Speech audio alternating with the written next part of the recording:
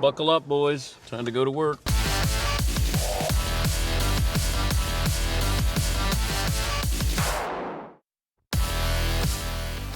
At your house. I'm just going to make some assumptions.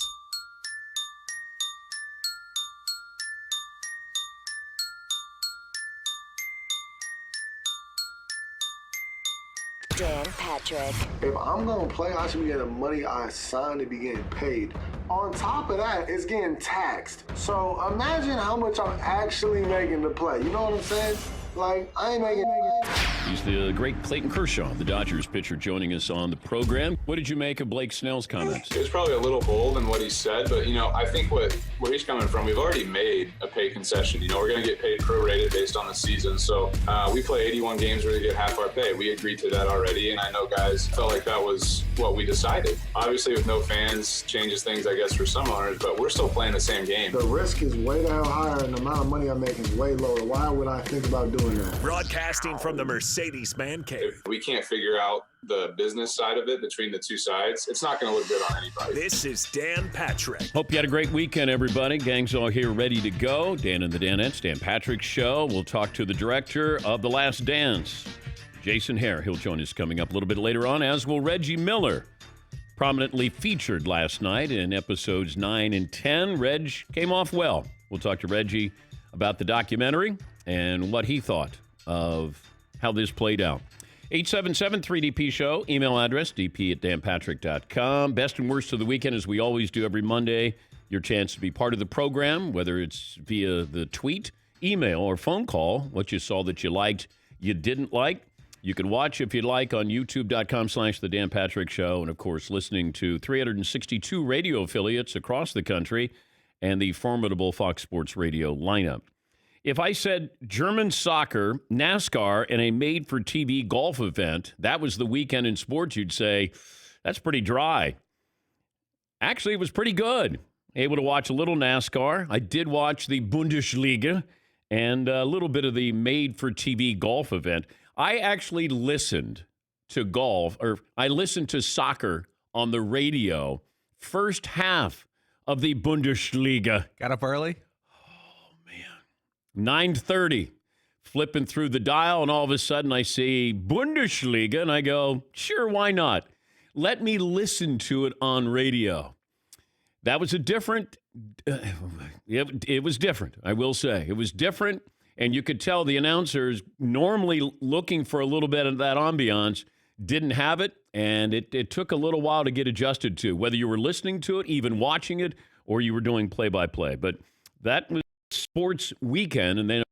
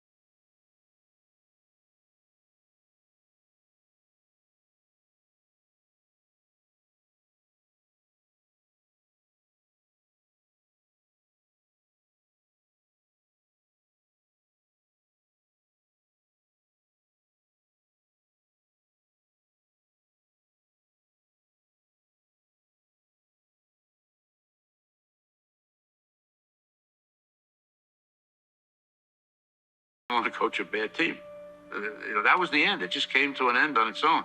Had Michael been healthy and wanted to come back, I don't doubt that Krause could have rebuilt another championship team in a couple of years. But, it wasn't going to happen instantly. You start to look at what 1999 was like, and you had the New York Knicks. The Knicks went to the NBA Finals. And, Rodman was done. Scotty wanted a big payday. If you said I could have Tony Kukoc and Michael Jordan, and that's where we're sort of starting, you're already on par, if not better, than any of the other teams you're going to face in the Eastern Conference. Now, we can make an argument here. Would they have beaten the San Antonio Spurs? And I would have my doubts about that because the Spurs were a very, very good team. As we're finding out, they had some Hall of Famers you didn't know were Hall of Famers at the time. But I don't know if that 99 Bulls team with Michael, I don't know if you would have kept Scotty because Scotty wanted to get paid. I mean, Steve Kerr was integral because he hit some shots, but, he was replaced. He was replaceable, just like John Paxson was. Ron Harper would be replaceable. You could have filled it in and still given Phil Jackson something to work with. But would they have beaten the San Antonio Spurs? That's up for debate.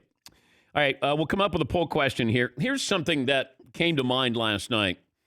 And sometimes when you're watching, and I don't know who's going to win that game, but I know I have to interview people after the game. Is it, Michael's last game? Are the Bulls going to win this, or does Utah extend this to a seventh game? You're watching the last 3 or 4 minutes, and you're always trying to figure out, okay, if that happens, we got to get Karl Malone in. We'll get Stockton. We'll get Jerry Sloan. Do we get anybody from the Bulls if they lose, forcing a Game 7? So I start to think of these things because I know I'm interviewing somebody after the game on SportsCenter. I didn't realize that with 2 minutes and 34 seconds to play, the Jazz are up by 4. The rest of the way, Michael Jordan single-handedly outscored Utah 8-3. In fact, no other Bulls player even took a shot in the final 3.5 minutes. In the last 3 minutes and 40 seconds, Jordan had 8 points, 2 steals, 1 rebound. The 1 steal and 2 of those points won the championship. The steal against Malone and then the jumper over Russell that won it for him. That's when you want great players to be great. And the fact that Jordan saw it, he knew the play with Karl Malone, he had seen it before, made the strip, and then everybody knew, everybody in the building knew Mike was taking the shot. All of his teammates knew Mike was taking the shot. They all said it. Basically, get out of the way. I'm going to go back to something that I continue to rail on. If everybody knows Mike's going to take it, why don't we have a couple more people guarding Mike? Like, I have to make him give the ball up. I watched, and it might have been against the Nets in a playoff game in the Eastern Conference. Jordan comes up one-on-one, and he hits the game-winning shot. And I'm thinking, if I know he's going to shoot it, and you know he's going to shoot it, why do I have just one person on him? And if he starts to beat Brian Russell, I'm going to go, I want anybody other than Michael to make the shot. I can live with Paxson when he did it against the Suns. I can live with Kerr when he did it in the Utah series. I can't live with it with Michael Jordan taking the last shot. It's the same thing when the Cavaliers, I know they sort of double-teamed him, but they didn't do a very good job. And they allowed him to take the foul line jumper over Craig Elo. I would never, ever, ever let the best player on the planet have a chance to beat me. And that stood out in that sequence there. He beats Brian Russell. I know we can talk about was it a push-off or not. The fact that he got that clean of a look, to me, was embarrassing. It really was. This program is brought to you by the great folks at Traeger. They want to help you make the summer the tastiest one yet. Real wood-fired flavor, next-level versatility. Traeger Grills, the ultimate way to cook. Contact your local dealer. Visit TraegerGrills.com/DP show to get yours today. McLevin, what kind of poll question do you have for me today? So I have a lot of Last Dance questions or poll questions. Okay. Did you come away feeling that 6 titles was a bit disappointing for this Bulls dynasty? No. Only from the fact that Michael, when he went to play baseball, that was the disappointing part, because then maybe you got something even more special where you got 8 of 8. I don't think they would have won another title. That's just my gut feeling. I think that they were done. I think they were drained. Just to be around that with the NBA Finals and to see the circus that was there all the time, I don't know how they could have survived. I don't think that you could keep Rodman on the reservation any longer. Scotty wanted to get paid. They were an older team, and I just don't think that they would have been able to keep that together. I think Phil was burnt too. I think that they were tired. This was a lot. And remember, Scotty was injured the next season when he went to the Rockets.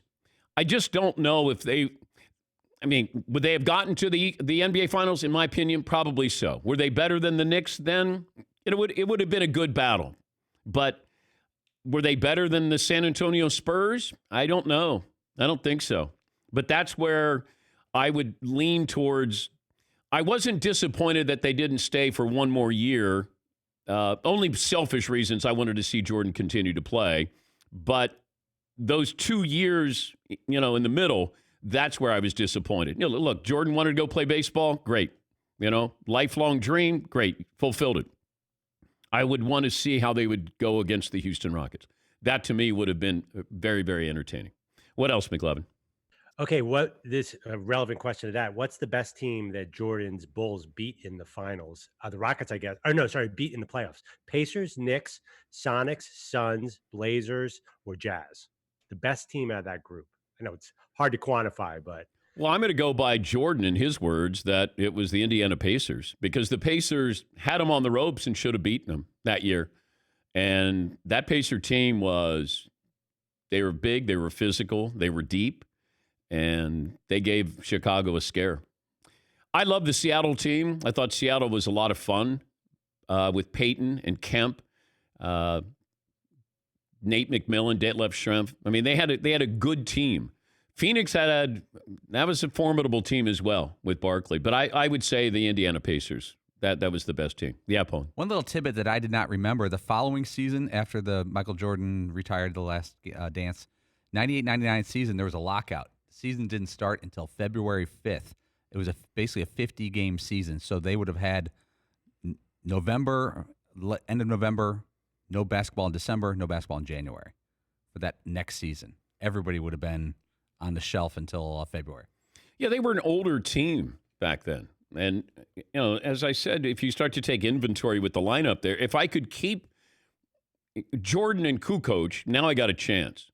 It felt like Scotty was done, and then you start to fill in the voids there, with missing pieces there, which they had done before. As long as you got Mike, that's a good start there. But give me that San Antonio roster back then, because you had Duncan and you had Robinson. You had Ginobili back then? They have Tony Parker back then? Yeah, Paul. Yeah, the 98-99 Spurs, Duncan, Avery Johnson, David Robinson, Sean Elliott, and this is good Sean Elliott. Yeah. Mario Elie, Steve Kerr, Jerome Kersey, Antonio Daniels off the bench. Oh, so they didn't have Ginobili or Parker? No. Okay. This was early, but that was a very good team. Yes, it was. They 37-13 in 50 games. First in the West. Yeah, I don't think a Bulls team that had to be sort of held together by bandages here of who was going to stay and who wasn't. That I don't think they would have beaten San Antonio. Just my feeling on it. I think they would have had a great series against the Houston Rockets. I think that would have been a great matchup there.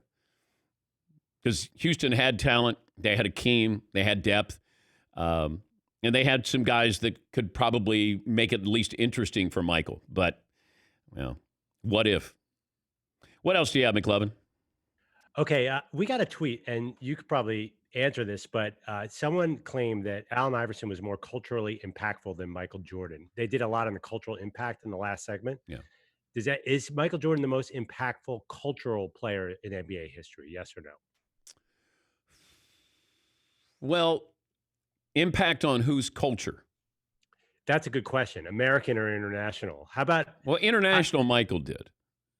American, he had a pretty big impact too. Well, no, he did, but I'm just talking about he became a global brand.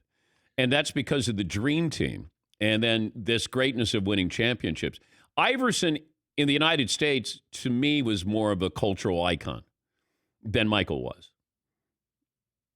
We had not, I mean, Iverson was different in a lot of ways. Michael was a little bit more homogenized.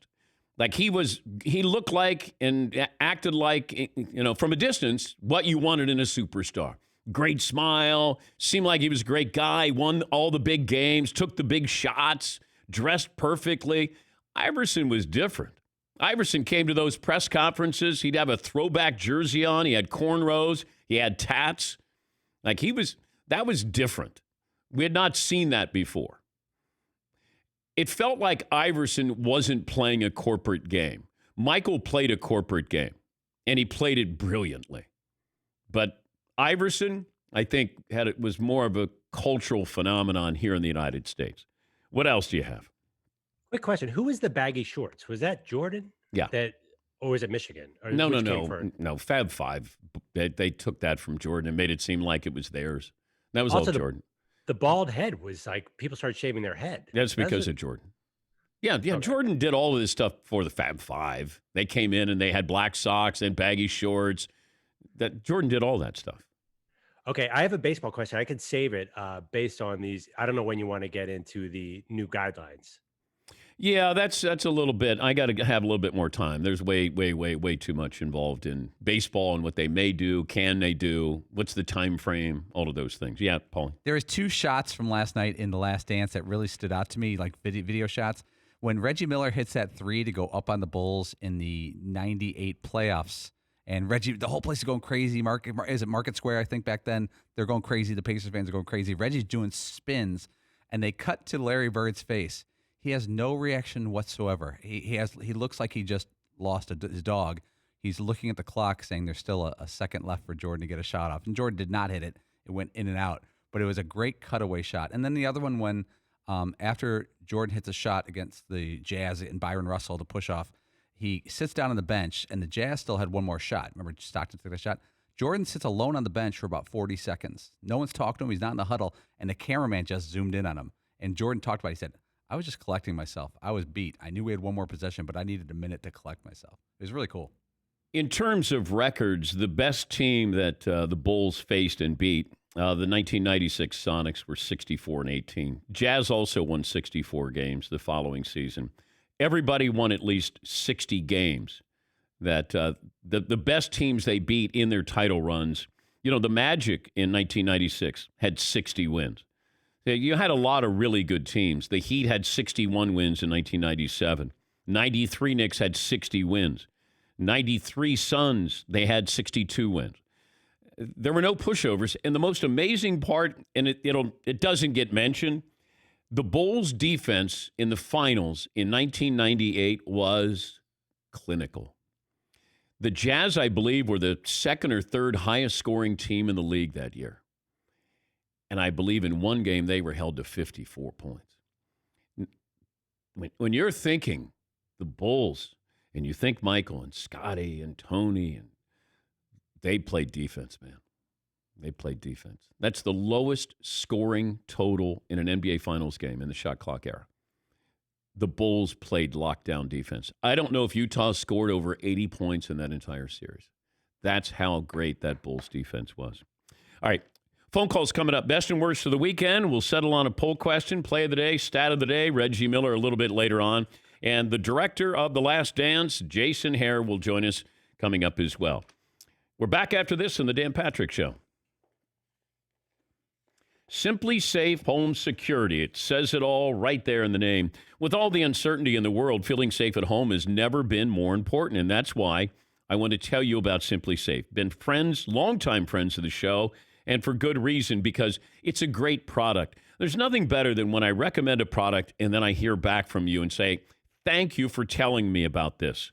SimpliSafe, it's easy. Comprehensive protection for your show, and you're able to do it. And I say show because we used to do the show at my house. So you're at home, and if you're working at home, even when you're not able to be there, you want to make sure that your loved ones are protected. No technician, no salesperson, nobody comes in and disrupts your house. You get it delivered to you. You set it up in less than an hour. 24/7 with emergency dispatch for break-ins and fire and more. 50 cents a day. They haven't raised their rates. $14.99 a month. 60-day risk-free trial, free shipping. SimpliSafeDan.com. SimpliSafeDan.com. Wishing you safety and good health.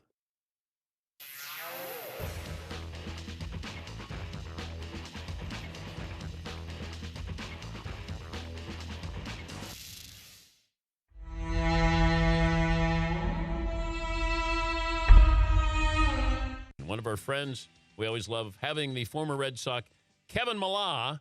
He's joining us from Boston there at City Hall Plaza today. The honorary good humor man today. And before the break, he mentioned one of his favorite stories was when he was with the Red Sox playing the Yankees, George Steinbrenner flipped him off. All right. Tell us the story, Kev. Okay, Danny. So, Aaron Boone, he had to hit a ball to infield. We love our little Booney, but he homers off Wakefield, walks us off the field. I think it was the 11th or 12th inning. Everybody's crying and sad in the locker room. What a great series, go fight, win. We get on the bus, and we got two middle fingers up by the senior, flipping us off as we were leaving. I'm like, what just happened? I thought, that's rude. That's mean. Our feelings are already hurt. You just flipped us off. You got 27 rings, and there's no rivalry here. You guys aren't sharing. So where was George Steinbrenner standing when he flipped you off? We right there, as you pull out of that, there's like that blue tarp when you walk out over there by the players' parking lot. That's where they park the bus. And so, you walk out of the stadium right there. He was there, and it was unbelievable. Because there was, that was when, I believe it was what Larry Lucchino called, the Yankees, I forgot, what do you call them? Remember they got that little Darth Vader or whatever it was? The evil empire?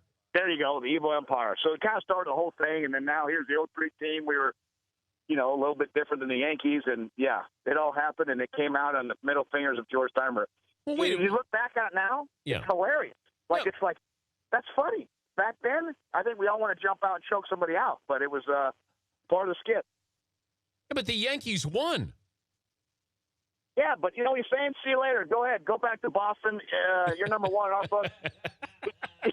And that was the thing. It was such a great series, and it happened. I was just throwing the ball in, Danny. I was just rolling ground balls to the middle infield. Here you go. No more. Here you go, everybody. And then I throw the ball in. First pitch, Wakefield throws. Booney goes deep. I'm like, what just happened? I wasn't even ready to get my position yet. And now I got 67,000 people jumping around Cowboy down. After what happened with the Jets, with Geno Smith getting punched by a teammate, it seems like anytime anybody is interviewed now, it's, did you ever have one of those moments? So given the Red Sox personalities there, was there ever anybody punch anybody? A real fight? You know what? No. I mean, there wasn't a real fight in our clubhouse. I mean, you could have – I think that's the thing now is that players are soft. You get on somebody now, and it's always wants to become a fight. We got egos now, Danny. We're making millions and multi-millions dollars. You can't tell me you get in the dugout. I'm making $20 million a year. So I think now you get soft. Back then, it was a constructive criticism. Now, I don't know what happened. You hear Geno owed some money for some foundation, and they asked for the money, and next thing you know, bam, you lose a tooth, But it's almost like an old school way to do things. But these days, they're soft. You can't say anything to any players. So, but we always got on guys, but it was never a fight. We did it because we loved each other, if that made sense, Dan. Yeah. Even Schilling? No, I punched him. But no, even Schilling in that. He was so tired of his dress, his wardrobe. I mean, he wore the big, long jerseys, and the old hockey jerseys. And remember, we talk about him a lot. Yeah. But let's get right to his calves. Terrible calves, terrible skin color, pale white, pasty white, Alaska-type skin color. But Kurt Schilling, one of the greatest big game pitchers in the history of the game, man. Yeah. You couldn't hit him. Oh, my God. You couldn't hit him. Hey, I homered off a true story. I homered off him in Florida. So one thing I had with Schilling, I homered. I said it was a bomb. It was 330 and a half feet. It was just a line drive that went right over that one little, remember old Pro Player Stadium? There's that 330 spot. Oh. It was right over this little white line. And I said, bro, it was a bomb. I was circling the pillows, and then Doug Mirabelli went deep off him in game 2, an inter-squad game, and no matter what, it's spring training. But Dougie would always circle around the locker room saying, I took your knee still. Hey, it was great. Have fun in Boston today. Always good to catch up with you, buddy. All right, Dave. Thank you, buddy. All right. Kevin Millar, Major League Baseball Network analyst, the honorary good humor man today in Boston.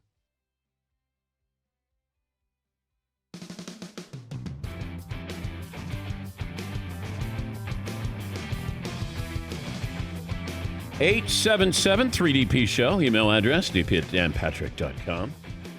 I always see a smile on Seaton's face when I say Bundesliga. And the fact that it was 9:30 in the morning, and I'm driving around. I went over to the man cave, wanted to shoot some hoops, hit a couple of golf balls, and then on the way back, I go, well, let me see what's going on, go through the dial there, and then I see soccer. And I went, man, I'm going to make Paulie really proud if I listen to the Bundesliga, Dortmund. And I said, all right, and you could tell it was just odd. Yeah. Because you got the announcers and they're trying to play off this. There's no crowd, and radio was just so odd. TV, it looked better. It was different. But, man, that radio portion of it, it was just awkward. Did you watch the Bundesliga, Seaton? I did, yeah, Saturday and Sunday. And you know what was interesting is that you had these live games going on, and then at the same time over on NBCSN, they were running classic Premier League matches, which obviously, if they're classic, they're great games, but it really showed you the importance of a crowd. And just those moments and sort of like heightening the tension, and everybody's going nuts, and you're like, dang, you really... It was such a stark contrast between the two. But you had, and you're right, when you think of a crowd and the ambiance, when you have the Premier League, any of those soccer venues, that those crowds are passionate. We think college football is passionate. They have nothing on these crowds. Yeah, Paulie. I didn't think about it till you just mentioned it, but, live sports on TV with no crowds on TV, is tough. But on radio, it's almost impossible because it's just going to be no background noise, no reaction. There's no visual to distract you. Everything, it's all, you're just listening. So I can't watch something. I'm just listening, and I listened for a half hour, and I thought, boy, is this what we're headed for this upcoming baseball season or football season, basketball? And it took a little while to get used to. But I think that's the direction we're probably headed in. You got another poll question? Paulie's got a poll question. Is this one we're going to go with, or this is just a topic? It's snarky. Okay. All right. So after all these years, the Game 5 Jordan flu game, as it was called and dubbed for years, they did specials on NBA TV. The flu game is now called the food poisoning game because of Michael Jordan. Michael Jordan's trainer and his personal assistant and Michael all told the story last night on The Last Dances. They ordered pizza at 10:30 at night. Michael ordered pizza. He was hungry. 5 guys show up from the local pizza place. They were worried about it in the moment. Michael ate pizza, woke up at 2:30 in the morning throwing up sick, had food poisoning the next day. Do you guys buy that story? And in the moment when you're watching, did you buy it? And what do you think really happened? I don't know what really happened. He was the only one that had the pizza. If my trainer is there, the guy who has made me into this machine, is my trainer letting me have pizza at 10:30 at night? Yeah, Paul. That's where the story collapses upon itself. Now, Michael Jordan, he can do whatever he wants, but if he orders pizza for a room full of guys, nobody else has one slice, nobody else orders a chicken parm and throws it on the mix too. You order pizza with a group of guys at a late night hotel room, and you're the only one who eats. That doesn't make sense. Okay. Did anybody ever find out what pizza place delivered said pizza? How many of these pizza places are there? Who were the 5 guys? Had the 5 guys, unless they started the hamburger joint, they went from delivering pizza to starting a hamburger place called 5 Guys. Who are these 5 guys? How do you doctor a pizza? If I'm Salt Lake City Tribune, I'm going all in on this and finding out where's the pizza place. Where are these guys now? What do they have to say about this? Deep dish, deep dive tonight. Yes, Todd. Yeah, why does it take 5 guys? Is it the pizza mafia? Are they hoping to meet Jordan? They recognized who the pizza was going to. Why do you need a group? Well, You're not why going do to go you in think? and make sure he eats it. Well, if you know it's Michael Jordan that you're delivering the pizza to, when we had Will Ferrell in here, we had people who were trying.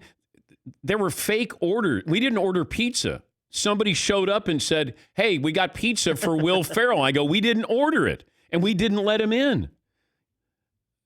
Yes, Eaton. Yeah, it is interesting that after all this time, the pizza story finally comes out. It's been called the flu game for 20 years, and now it's actually the food poisoning game. That story could have come out at any time. Why didn't he correct us? Hey, hasn't it been around? Everybody called it the flu game. They're still calling it the flu game. The food poisoning game just doesn't sound as, I don't know, heralded. Oh, it's the food poisoning game. Yes, Well, like you can't correct stories like that because then the ones that you don't correct must be true. You know what I mean? Yes, McLovin. Yeah, I get the trainer and you can carb load if you're a heavy athlete like that. You can eat pizza late at night. I thought about that, and I can't carb load. I don't work out like that, so a pizza would kill me at 2 a.m. How is it though that Mike is the only one ordering pizza, or the only one who's going to eat the pizza? That nobody else had it. It makes it convenient. Nobody else had it, therefore nobody else got food poisoning. Those are air quotes if you're listening on radio. So where's the pizza place? And where are the 5 guys who went? How do those 5 guys keep it secret? All these years. Kept it quiet. Somebody keep the receipt that Jordan signed for it? You got his autograph there? I don't know about this. Well, but you can't exactly be the guys who admit that you messed with Michael Jordan's pizza to get him sick so he couldn't play in the game, right? But you didn't know. That's like we had nothing to do with it. We just delivered the pizza. We're pizza delivery guys. We didn't make it. And what did you put in that would get him sick? Like spoiled cheese here? Does Jordan have a food tester? Yeah, Paul. If the Jazz had won the title, those 5 guys would be heroes. There'd be a statue of those 5 guys carrying a doctored pizza in front of the building. But since they didn't win, they're not heroes. Yes, Todd. Wouldn't you be up in arms? Were they up in arms? I don't remember any stories about, anyone going to the press saying, how dare they accuse us of trying to poison Michael Jordan if you're so adamant that you didn't do anything. We don't know. The story just came out last night. We don't know anything about the pizza place. I would like to find out about that. If it's not, the flu, Paulie, see if you can order some pizza there in Salt Lake. Salt Lake is a hotbed of Italian food, Dan. I don't know where I'm going to start. Michael even in Salt Lake? Was he in Park City? That's what I would want to know. Yes, McLovin. You bring up a great point. Like, how do you know how to poison a pizza? And like, if you do it, could you have killed Michael Jordan? Like, that doesn't sound realistic. How would you possibly do that? The plot to kill Michael Jordan. That's why the 5 guys aren't standing up, because that's like a huge crime, isn't it? To poison a pizza? Deep dive, deep dish. Next. Yeah, it's kind of goes along with Jordan. Why did he go and play baseball? I don't know. I guess he wanted to pay tribute to his dad. All right, next. Jordan with the flu game. No, it's the food poisoning game. Why did it take this documentary for somebody to not clarify that and say, by the way, Mike had food poisoning? Yeah, McLovin. There was a lot in this documentary, like things that were happening at 3 a.m. that the documentary was downplaying. Like, yeah, I was at AC. We got back by 10:30. Like, that was a consistent theme. But that late night stuff was no big deal. Well, back then apparently it was no big deal. But if it happened today, then of course we would be up in arms. Rodman saying, I'm going to skip practice to go to a wrestling event. And the fact that he did it and he got fined $25,000, but he made, I think, $250,000 for going to. And what are you going to do to Rodman? Like, just crazy stuff back then. And I'm on the periphery. I would only hear stories through, some of the other players. If it was Judd Bushler or Steve Kerr, Bill Wennington, Will Perdue, that's where I'd just say, hey, what's going on? Or, help me understand this. Or does this always happen? How does Michael get along with Dennis? How's Scotty? I would get information that way, but none of this other stuff. And I think that there is this trepidation that still exists with players, former players, saying anything negative about Michael Jordan. Look at Charles Barkley. Charles Barkley and Michael Jordan, friends for 2 decades, thick as thieves, playing golf, smoking cigars, having drinks, good friends. And then all of a sudden, Charles criticizes Michael as an owner. But he critiques him and saying he's got too many yes men. So here's Michael, who can criticize everybody, and you're supposed to take it because I want you to be great. Charles is critiquing Michael to become a better owner, get rid of these yes men. Michael Jordan hasn't spoken to Charles Barkley since then. So Michael could dish, but he couldn't take it because Charles was saying, as an analyst, Mike is not a good owner because he surrounds himself with yes men. That struck me as hypocritical on Michael's part, that Charles is saying something that is real because Michael hasn't been a good owner. He hasn't. Where's that same competitive drive to be a great owner that there was as a great player? I was curious about that as well. But Charles says something, and Michael freezes him out. And that's sad. It's unfortunate. And Charles knows that they'll never repair it. But what Charles was saying is probably accurate. All right, a couple of phone calls here. Jimmy in Chicago. Hi, Jimmy. What do you have for me today? Hey, Dan. Morning. Hey, bud. Just a couple thoughts about last night's episodes, The Last Dance. Awesome last two episodes to close it out.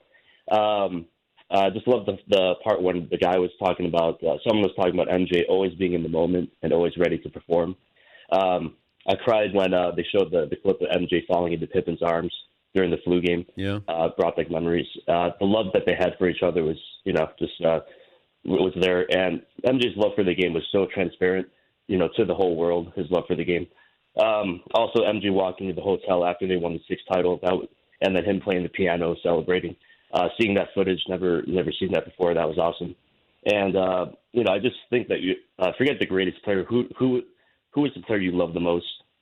For me, and I'm sure for a lot of people, that was MJ. So just want to share that. All right. Well, thank you, Jimmy. There was something that stood out, and probably nobody even noticed it, but I did. And when they're running sprints in practice, you know who's leading the sprints.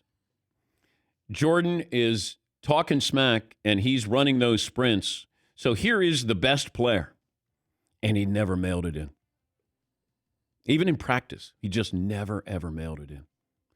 And there was part of me that felt sad for Michael last night, believe it or not, because I think he was a prisoner of his greatness.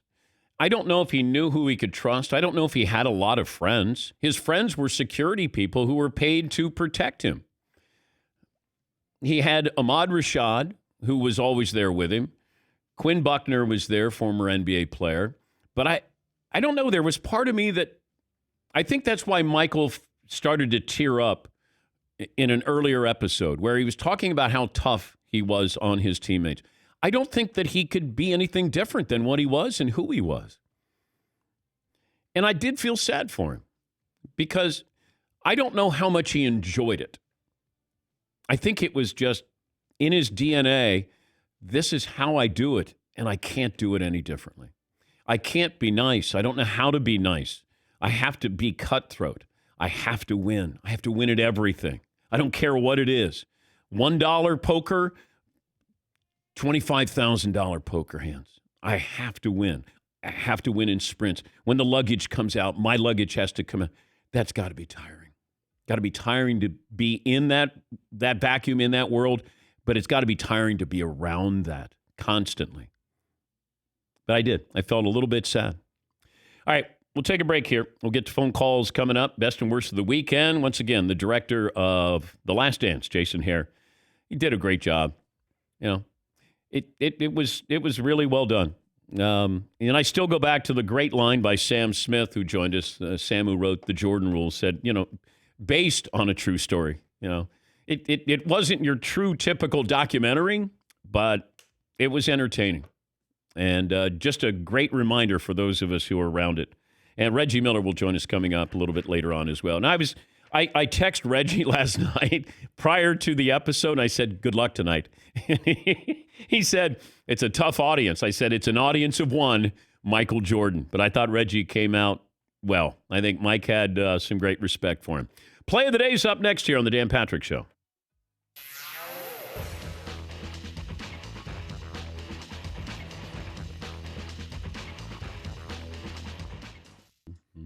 Dan, it's a special day here in the Man Cave. It's this day in show history, which I love. Now, just a year ago today, when we were getting ready to do the inaugural season, tough word to say for me, of the AUAA, we were, working out, getting loose for the season, and Seton and I were teaming up for some 2-on-2. And, Seton was moving. He moves well without the ball. And here's what happened, though. Play this video. Really clicking 2-on-2. Yeah. You could watch this ball movement here. We had some offense working. We had the triangle going, even though we had two guys. And watch me about to dish it to Seton on the backdoor cut. And I lost it. Oh, no. Can we get sound on this? How did you not hit your face? I don't know. It's remarkable. It's truly remarkable. I think you may have hit your face. My sneaker was untied, and you could see here we go. that I slip on the lace. I want you to sneaker lace. See, it's untied. Did you get the sound? Wow. You know what the funniest part is? If you slow it down, Seton's feet start going, but he's still kind of running, so the feet are going behind him, and his face just kind of drops from the screen and goes kabang right on the hardwood. Just that sound. Boom. Boom. I love it, Andrew. You just take the shot and walk away. Yeah. Michael Jordan-esque. It was. Right. Focused. Wow. Yeah. That was a doozy. By the way, can we talk about my fast-paced steal on Paulie, too, who's just dribbling oblivious? That was much like Michael Jordan on Karl Malone. Oh, I look like it's the first time I'd ever seen a basketball. I look like someone who came here from another planet, and they handed him a basketball and said, hey, post somebody up and dribble. By the way, most of our 2-on-2 games are pretty much like that. That was not like an anomaly, like a wild, unprecedented 2-on-2 game. Usually someone ends up on the ground. I just had somebody making fun of me for that like 3 days ago. They're like, because they were talking about going to play a game or whatever, and they're like, hey, make sure you wear better shoes this time. And like the whole text chain was like, bah. But if you had like a $200 pair of Jordans on and they were unlaced, you're gonna fall just as hard, likely. Ian, do you like always remind your son to tie his shoes now? Is that like because when you're with a kid, like kids do that, you're always like, tie your shoe, you're going to trip. Tie your shoe. Yeah. No, I don't care so much about his. I'm very aware of my shoelaces now. He's much more athletic. There it is.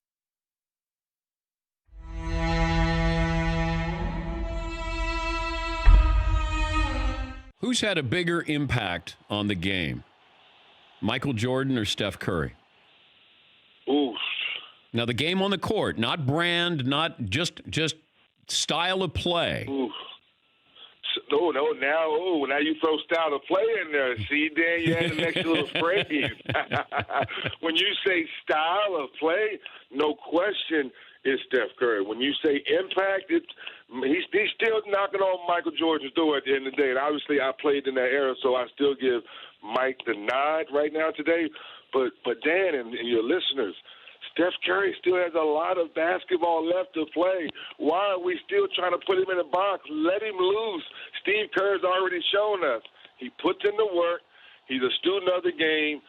Take the stereotypes off and just let him go. And let's talk about this 5 or 6 or 7 or 8 years from now and see what the numbers are. Also, you look at what Steph has been able to do because, kids, small kids, they want to try to be Steph Curry. And that's an impact. Like, he's had a global impact on the way the game is played because everybody thinks they can shoot. Not everybody thinks they can dunk. Everybody thinks they can shoot. That's such a great point, and that's what makes it when you use the phrase style of play, because every person can go to their local gym, recreation center, their driveway, and put up jump shots. So I always challenge people, go to your driveway today and walk, walk off a free throw line or walk off a college three, and let me see you make 10 in a row. And email me, and then do it the next day and the next day and the next day, and then when it's raining outside, when it's cold. So it gives people a better perspective on what the young man is doing. He is knocking down shots from range consistently, night in and night out, and his teammates understand that. So that's why it's different than today's guard, as you put it, because when he gives the ball up, he takes off running off 99 screens, and all of his teammates are looking to give him the ball. And then when he doesn't get it, Klay Thompson does it. So when we have two guys who are natural-born flamethrowers, and they're running off screens, and their teammates know, get them the basketball. Oh, and when in doubt, we'll slip for a backdoor dunk or backdoor layup because that's the way the system is. So let's not put neither one of those guys in a hole and then let them loose.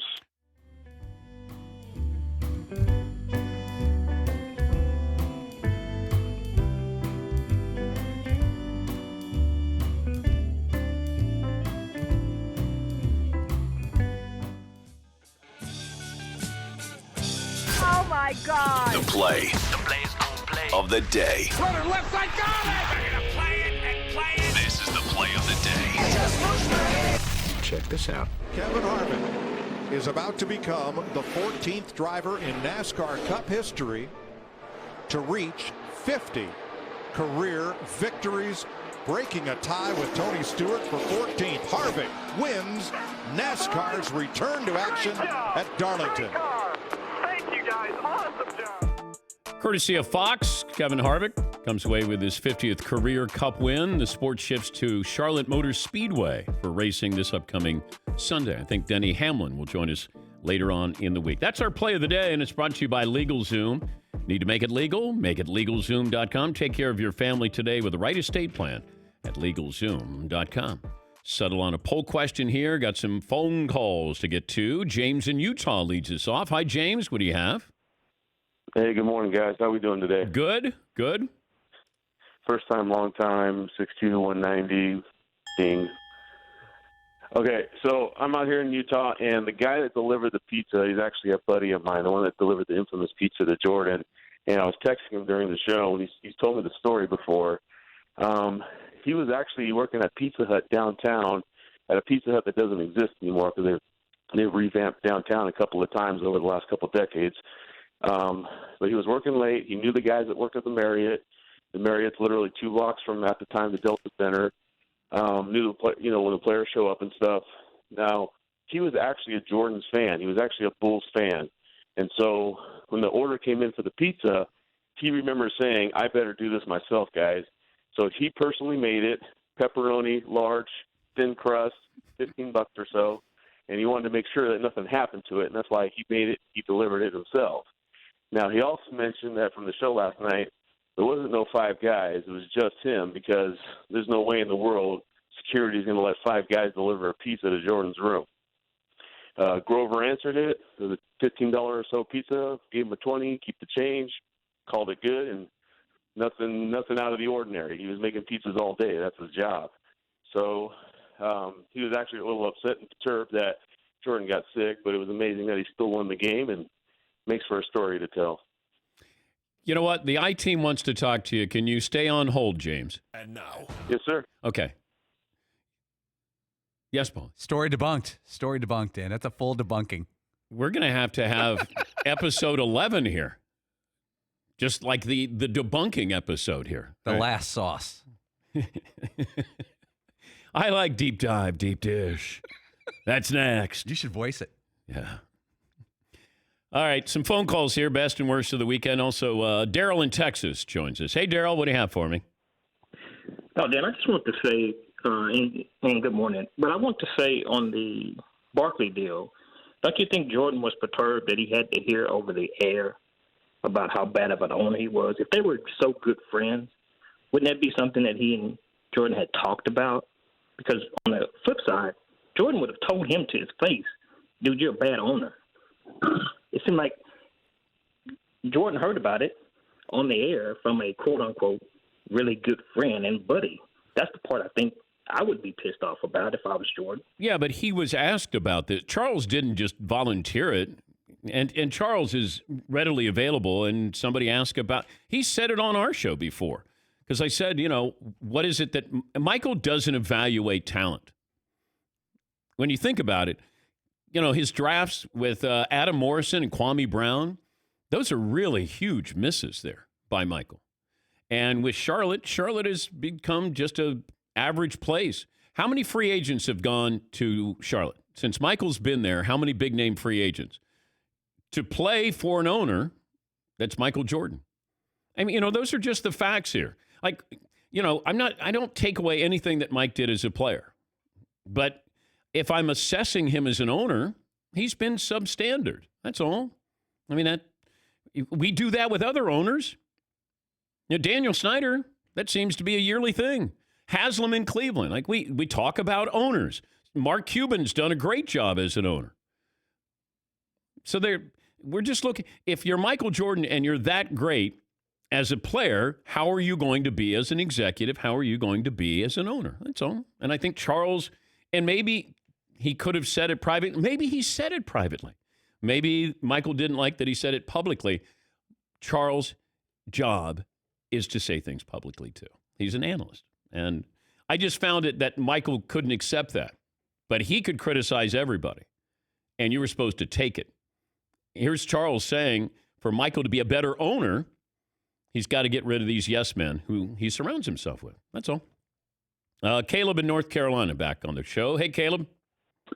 Hey, Dan. 6'5", 250. And, just best and worst in the weekend. Actually, let me get back. I'm calling BS on James in Utah. That's another common Ohio story there. And then, but best and worst. Best is just sports back in general. This week, loved watching German soccer. Bundesliga. Then worst was the golf on Sunday. I mean, no personalities whatsoever. Really hoping Tiger and Phil's match Sunday's better. And big shout out to Chat Row. Love you guys. All right. Well, thank you, Caleb. Yeah, we decided on our Chat Row T-shirt there. Yeah, I watched a little bit of everything. The golf, I'm just interested in seeing somebody do something that I'm not allowed to do. Go out there and play. I mean, those aren't the best personalities. You had Rory, but, if you wanted to get some affable guys there that would be, I wanted some conversation.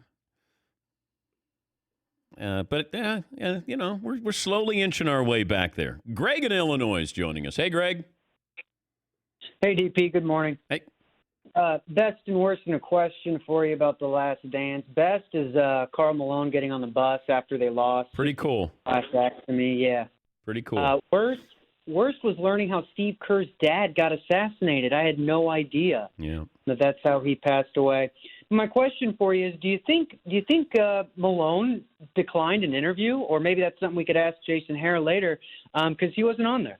I'm going to ask Jason. I don't know if it was a situation similar to John Stockton where the quarantine happened and then they were trying to get John Stockton to do it. Stockton didn't want to do it because he said, I don't want to be part of a puff piece on Jordan. Maybe Karl Malone, who I would think would be available. I just don't know. Well, I'll ask Jason Hehir if Karl Malone said that he didn't want to do an interview. And I think I asked that with Jason last time he was on. Like, how many people said no to being interviewed? And I don't, because Michael's ex-wife was not on there and his children were not interviewed. And I guess that was by design. I mean, I'm sure, the ex-wife is not going to want to be, effusive in talking about Michael's greatness. But do the kids have stories? That's the only part that I would have been curious about. What do they remember about this, if they remember much at all? All right, 1 hour in the books. 2 more to go on this Monday. Best and worst of the weekend. More phone calls. The director of The Last Dance, Jason Hehir, will join us coming up in about 20 minutes. And Reggie Miller stops by as well. Hope you'll stay tuned here. Dan and the Danettes, Dan Patrick Show.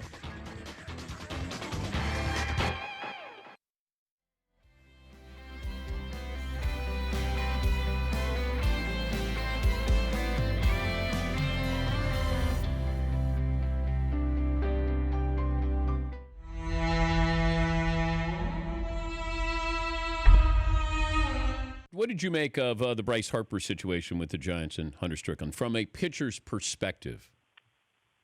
From a pitcher's perspective, it sure looked like he was holding on to a grudge from a few years back, and I mean that was definitely on purpose, and I can definitely understand why Bryce was a little upset. Okay, have you held a grudge? Do you hold a grudge with anybody right now that I should know about? I mean, there's some hitters that I don't like, obviously. But what did they do? Like, what did they do to make you be mad at them? Well, for me, it's more about just on-field antics more than if you get hits off me or not. You know, guys that get hits off me and go about it the right way, and you know, if they hit homers, they don't just stand there and stare at it for a really, really long time. You know, I'm okay with that. But you know, the antics are probably what gets me to have some grudges. What happens? What's that moment like when somebody leaves the batter's box going to the mound? Have you had that feeling recently?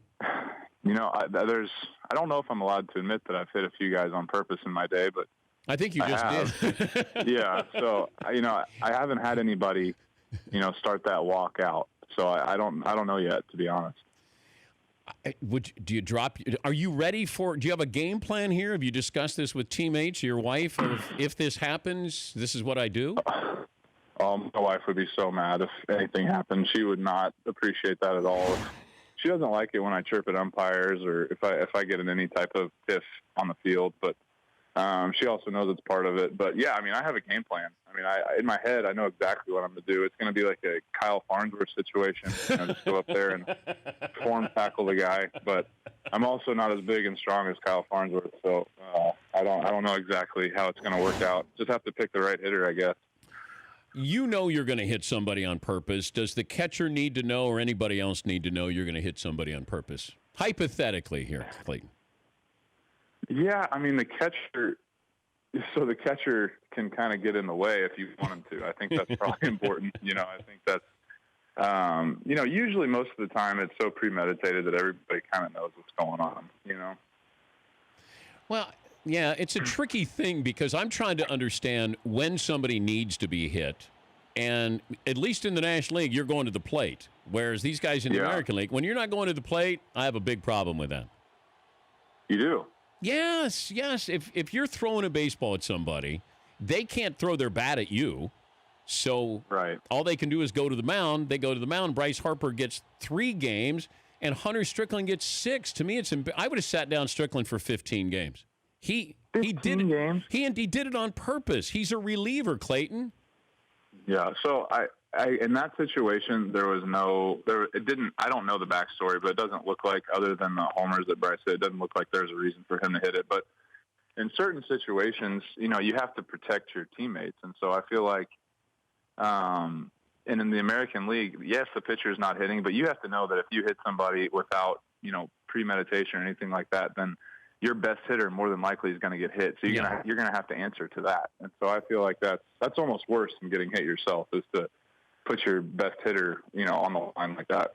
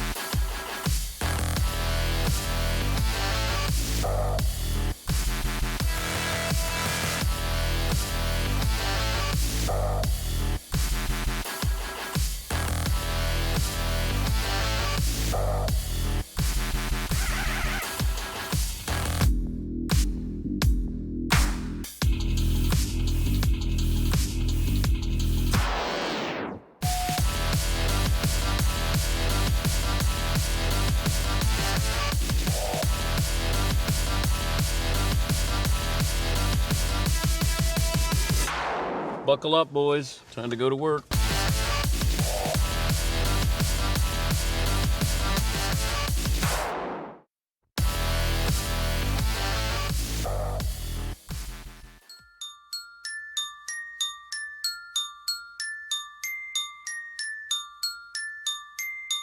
Dan Patrick. If I'm going to play, I should be getting money I signed to be getting paid.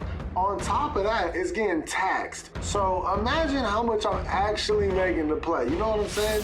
Like, I ain't making He's the great Clayton Kershaw, the Dodgers pitcher, joining us on the program. What did you make of Blake Snell's comments? It was probably a little bold in what he said, but, I think where he's coming from, we've already made a pay concession. We're going to get paid prorated based on the season. So we play 81 games where we get half our pay. We agreed to that already, and I know guys felt like that was what we decided. Obviously, with no fans, changes things, I guess, for some owners, but we're still playing the same game. The risk is way the hell higher, and the amount of money I make is way lower. Why would I think about doing that? Broadcasting from the Mercedes Man Cave. If we can't figure out the business side of it between the two sides, it's not going to look good on anybody. This is Dan Patrick. This is Hour 2, Monday. Dan and the Danettes, Dan Patrick Show. Best and worst of the weekend. If you have something on your mind that you liked or didn't like, you can tweet, email, you can dial us up, 877-3DP Show. Listen on our 362 radio affiliates, and you can watch on youtube.com/The Dan Patrick Show.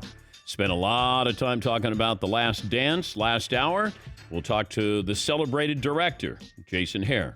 He'll join us coming up in about 15 minutes. Did Karl Malone decline to be interviewed for this? I know John Stockton did not want to be part of it. He said, I don't want to be part of a puff piece. He's one of the last interviews, though, that they got into the documentary. Also, Reggie Miller will join us coming up in a little more than an hour from now. I did send a text to Reggie last night, right before the documentary started. I said, good luck. And then that's when he said, tough crowd. And I said, it's a crowd of one. It's Michael Jordan. But I thought Reggie did well. I think how he was portrayed, I think Reg came off pretty well. What's the poll question we're going to go with, McLovin? Best team that Michael Jordan's Bulls beat in the playoffs. And the Pacers are leading, but the Jazz are really close. Behind that, you got the Blazers, the Suns, and Sonics, all about the same. Okay.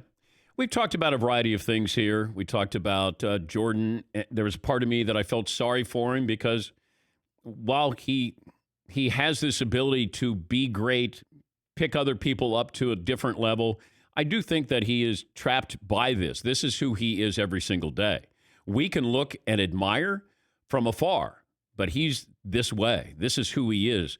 And I think that's why he started to tear up in a previous episode talking about how he treated his teammates. Because I think there's part of you that says, I don't want to be this way. I have to be this way. And there was part of me that felt sorry for him. Not that he needs my sorrow, but I looked at it and said, you can be trapped by this. And I know people who are like this. Not to that degree, but they can't change. They want to, they can't. And Michael is successful, beyond belief. But there was part of me that he couldn't do it any other way. We also talked about the infamous flu game that's now the infamous food poisoning game. We did have a caller from Utah who claimed to know the person who made the pizza at Pizza Hut. I need a second source here, but he said that he delivered the pizza because he knew it was going to Michael Jordan and it wasn't Five Guys. Okay. Do I think that he had food poisoning? No, I don't. Do I think he had the flu? No. Now, I don't know what he had, but I saw him when he walked in that night, and he was gray. So he was sick. If you're going to say that Marriott, where the Bulls are with security, and it's, NBA Finals, and you're going to let Five Guys go to Michael Jordan's room. It used to be you just went down to the lobby, and if I got a couple of guys, I send my trainer down and say, hey, I got Pizza Hut delivering. Go down there, or I have security. You're going to let Five Guys go to your hotel room? Come on. And don't they have room service there at the Marriott? We're checking. Okay. We're all over this. I'm thinking about sending Paulie to Salt Lake. The I-team. That'd be great. Yeah, it's just the quarantine. I can't send you. I'd do a Traeger pop by and then cruise around Park City and look for Pizza Huts. Yeah, but Michael and the Five Guys and the food poisoning now never came out before. And Mike's the only one who had the pizza. What kind of guy bogarts an entire pizza with your boys in there with you? There it is in a nutshell. Hey, come on. It's my pizza. How about you get a second pizza then? And don't you have somebody who tests your pizza for you? Jerry Jones has somebody who cleans his glasses. You're Mike Jordan. You got to have somebody, hey, you eat it first. And how do you make a pizza bad? If you say I'm setting out to not hurt Michael, not try to kill him. I just want him a little wounded so we have a chance going into Game 5. I don't know. All these mysteries, and they continue. It's part of the mythology of Michael Jordan. Larger than life, these stories where you hear it and you don't believe it. Oh, this is why he played baseball. You hear it, you don't believe it. The flu game, now the food poisoning game. You hear it, but you don't believe it. Trying to separate fact from fiction here is part of the fascination with Michael Jordan. But what you saw, and hopefully if you didn't get to see it, like for me, it was just a reminder, just a nudge to say, just in case you forgot how exciting he was, how dominating, how demanding he was, and what his world looked like. It was not so subtle reminder of that last night. And if you are from a younger generation and just learning about Jordan, now seeing it instead of, clips on YouTube, I think you got a better sense of exactly who this guy was and why he was such a force. Because the NBA was Bird and Magic. And it felt like it was going to be Bird and Magic for quite some time. And that's when Michael lights up the Celtics. Now, they don't have a great team, but he puts up 63 on the Celtics and a Hall of Fame lineup in the Garden. And that's where Larry Bird said, that's God disguised as Michael Jordan. This is Bird, as competitive as anybody you'll ever find. Magic knew that with the Dream Team when Mike came in and realized there was a new sheriff in town. These are the two best players in the game. And these guys don't give up that title. They don't begrudgingly, they hand off the baton. Mike just took it. He didn't ask for it, took it. But to watch him be competitive, even in sprints, win sprints, and you would think the great players would be like, I don't need to win every sprint. Michael had to win sprints. He just could not turn it off. And I don't know what he's like now because you don't have this outlet. He has golf and he has poker or whatever kind of gambling. His basketball team, but he can't play. You're so close, but you can't affect the outcome. And I was also curious. I feel bad for Barkley because, Charles was really good friends with Michael. And, he had some critical comments about Michael as an owner. And, Michael has shut him out. That's it. That relationship is over. And I was wondering, do free agents want to play for a team that's owned by Michael Jordan? You would think they would. They've been an average team. They signed Gordon Hayward to an offer, but the Jazz matched that. That's the big name free agent in 10 years as majority owner. So he hasn't attracted anybody there, and they're an average team. Now, he might be successful making money as an owner, but his teams aren't good. They're not reflective of Jordan, the player. Yeah, Paul. I wondered this morning if Michael Jordan and his people are sitting there today thinking to themselves, mission accomplished. Whatever his plan was for this documentary, the reminder, the backstory, whatever maybe, is it full thumbs up or mission accomplished? Or is there anything over the past 6 weeks where Michael Jordan and his people are like, oh boy, that's not what we wanted? No, I think it is mission accomplished because I thought it was a brilliant marketing plan by them. And that plan was, hey, LeBron just won his title, his third title, and people are starting to say he's getting up there in the conversation with Michael.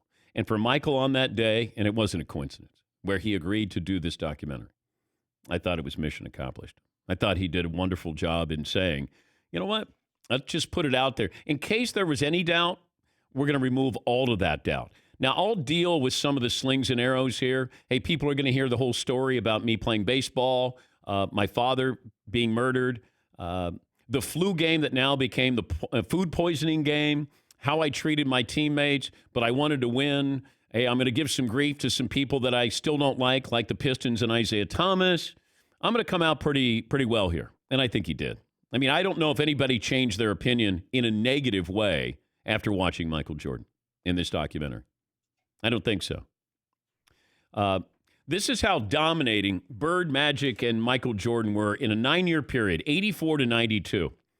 Those were the only three guys to win the MVP. They won 3 apiece in those 9 years. Those 3. And Michael was separating from Bird and Magic. And you could see it. what I forgot about were the explosive plays by Michael. Like there was a violence to the way he played. There was grace, and if you slow it down and he's jumping through midair, it looks like ballet. But Michael played with a machete. Like he was attacking you. Everything was attack. And Kobe was that way too. Kobe had that just, I'm coming at you. Not around you, I'm coming at you. And that was a reminder for me. I'd forgotten all about that with Jordan and just the number of explosive plays. But it was fun. We'll talk to Jason Hehir, the director. He'll join us coming up. Tom in Florida joins us. Tom, what's on your mind today? Hey, Dan. So I'm listening to you guys talk about kind of speculate on what this whole flu game was with MJ. And so I've been sitting on this story for about 10 years or so. I have a very credible source close to Jordan that I was very fortunate to actually meet and be friends with. And he told me and my friends 10 years ago, that MJ was actually in Vegas the night before.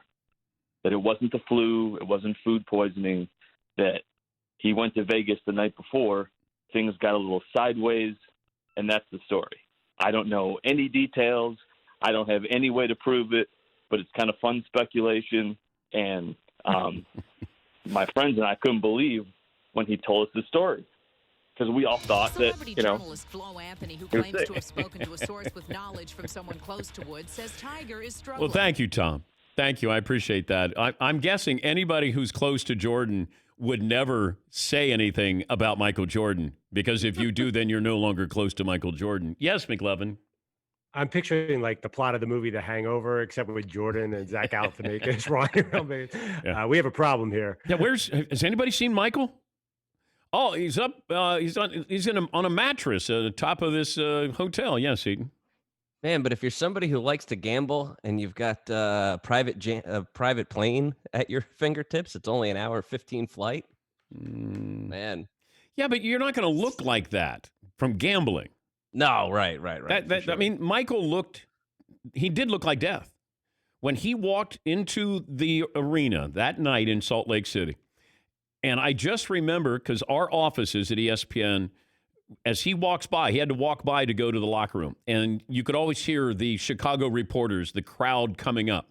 And I looked out, and Michael is about 10 feet away from me.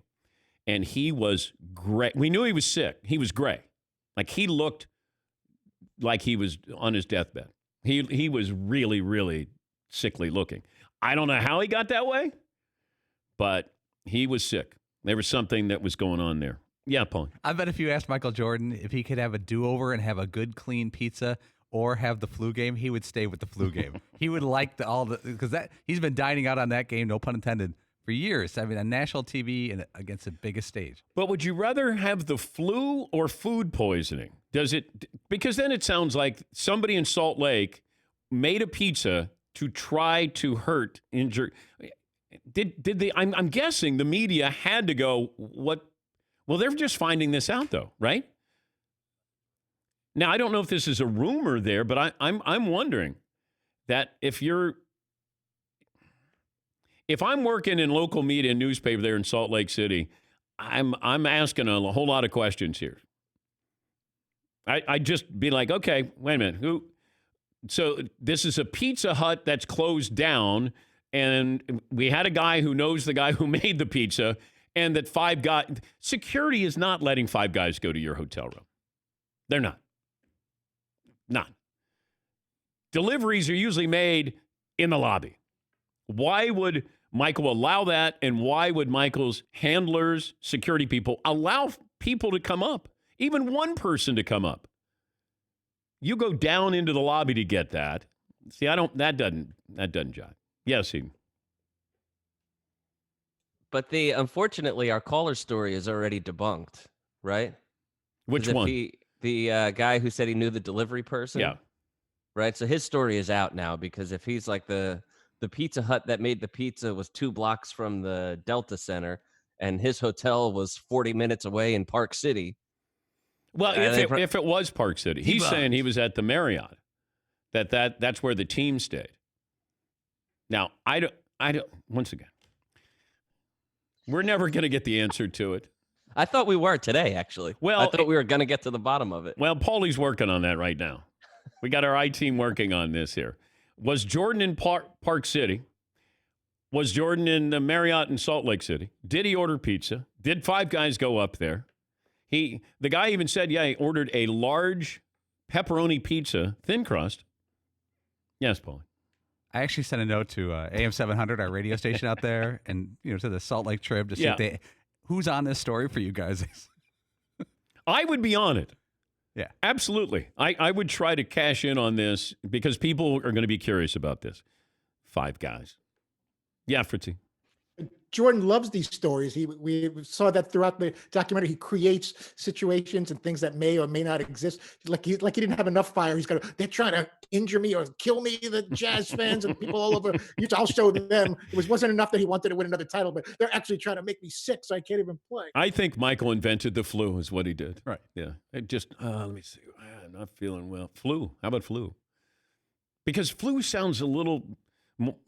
I don't know. Food poisoning sounds probably better because it feels like somebody went out of their way to do something to me. And even then, they couldn't stop Michael Jordan. Yeah, they poisoned my food. Not trying to kill me, just trying to slow me down. Deep dive. Deep dish. Next. A couple of phone calls here. Mike in Indiana. Mike, how are you? Hi. Hey, I'm great, Dan. You guys are doing a great job. 5'6", $165.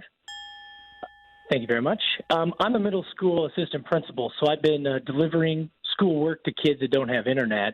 And one of the things you brought up was that is this documentary made to influence the younger generations? Well, here's a quick story. I go and deliver a packet of paper to a kid who's on the basketball team. He's 12 years old.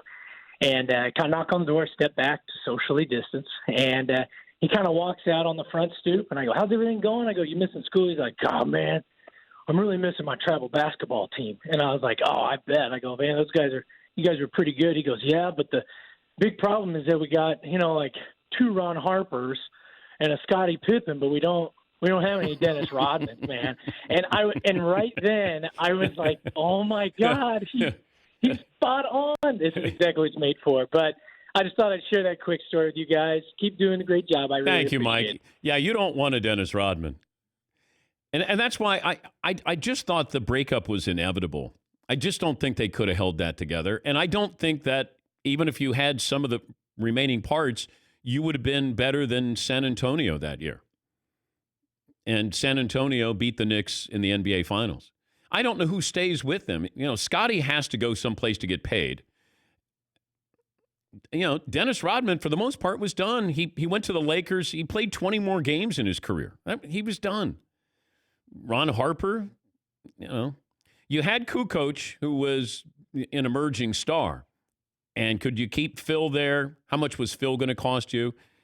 Maybe you keep them together, or at least part of it. I don't think you're able to keep Pippen, because Scotty really wanted to get paid.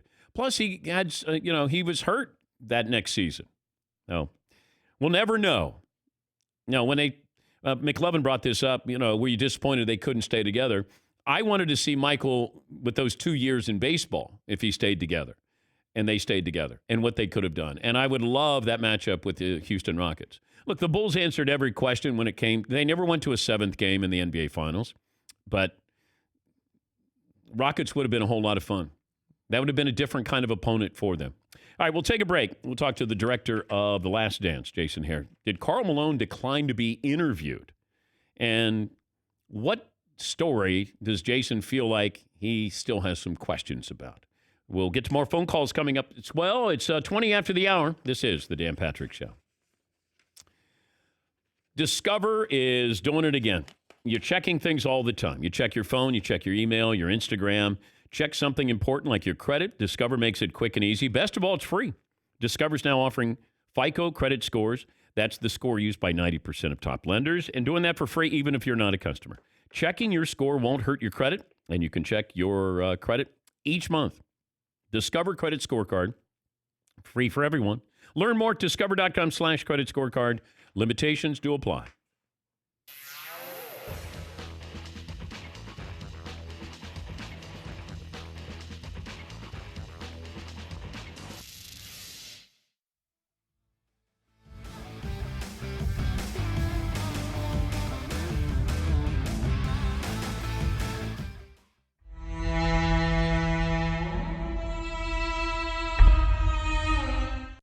Yeah, but last time you played street ball. I might have been 7. You never stopped by one of those courts? That's what I'm saying. We are wimps because we learned to be in a nice climate-controlled gym. There's no way we could play football even if it's 50 degrees. We couldn't play. Well, New Yorkers say, "Hey, we had to shovel snow." Yeah, right. Y'all found a CYO or a YMCA and went right in there and played. Kenny Smith talks all that noise. Yeah, we had to shovel snow and man, please give me a. You were at Bishop O'Dowd's playing in the gym. You weren't playing outside. I couldn't imagine you being really good at street ball because it seems like it's about handle and getting the ball to the rim, not guys taking jumpers. I used to be able to handle, Daniel. Did you go to the hoop? When I was 13, 14, 15, when I was 145 pounds? Yeah. No, a lot of times I didn't go. I just cast it away from outside. Okay? Those guys were really big down low. Just be honest. You learned to shoot outside because going against your sister, she would body you, and this way you could get a shot off against Cheryl. Well, that's an understatement. Bother? Come on. More like harass. Come on. She used to dog all of us out, not only me, but the whole neighborhood. I told you, Cheryl was the king of our block. Did guys not want to come over and play if Cheryl was playing? No, they did. But it was great 2-on-2 games because I always got first pick. I got Cheryl D. So it was easy from my end.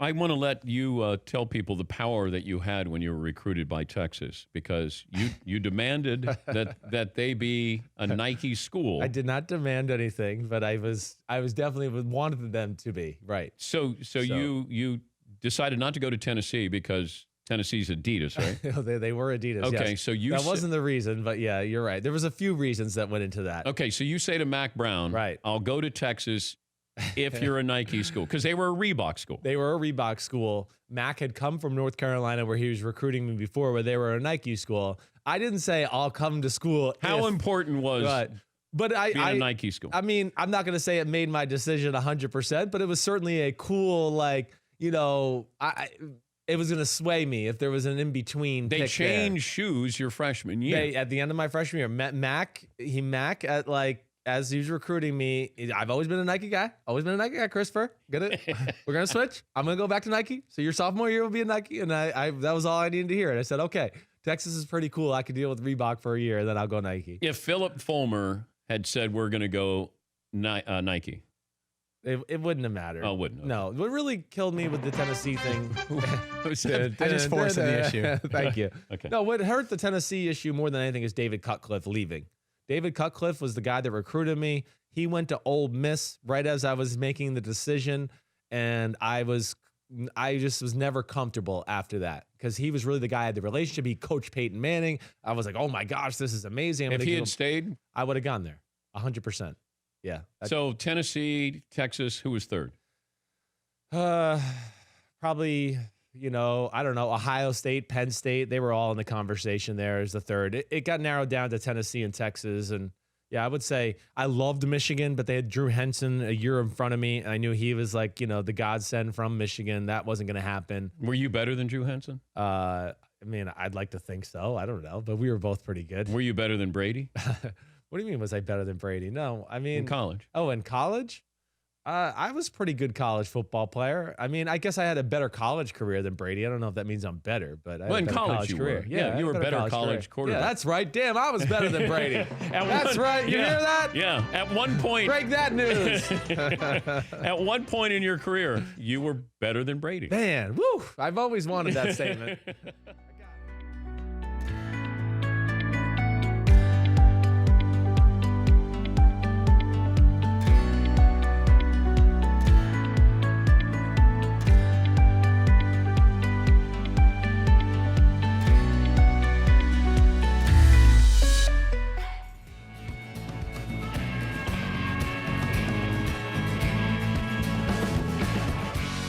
Dan Patrick Show brought to you by Mercedes-AMG. Be prepared for whatever comes your way. It's the all-new GT four-door coupe.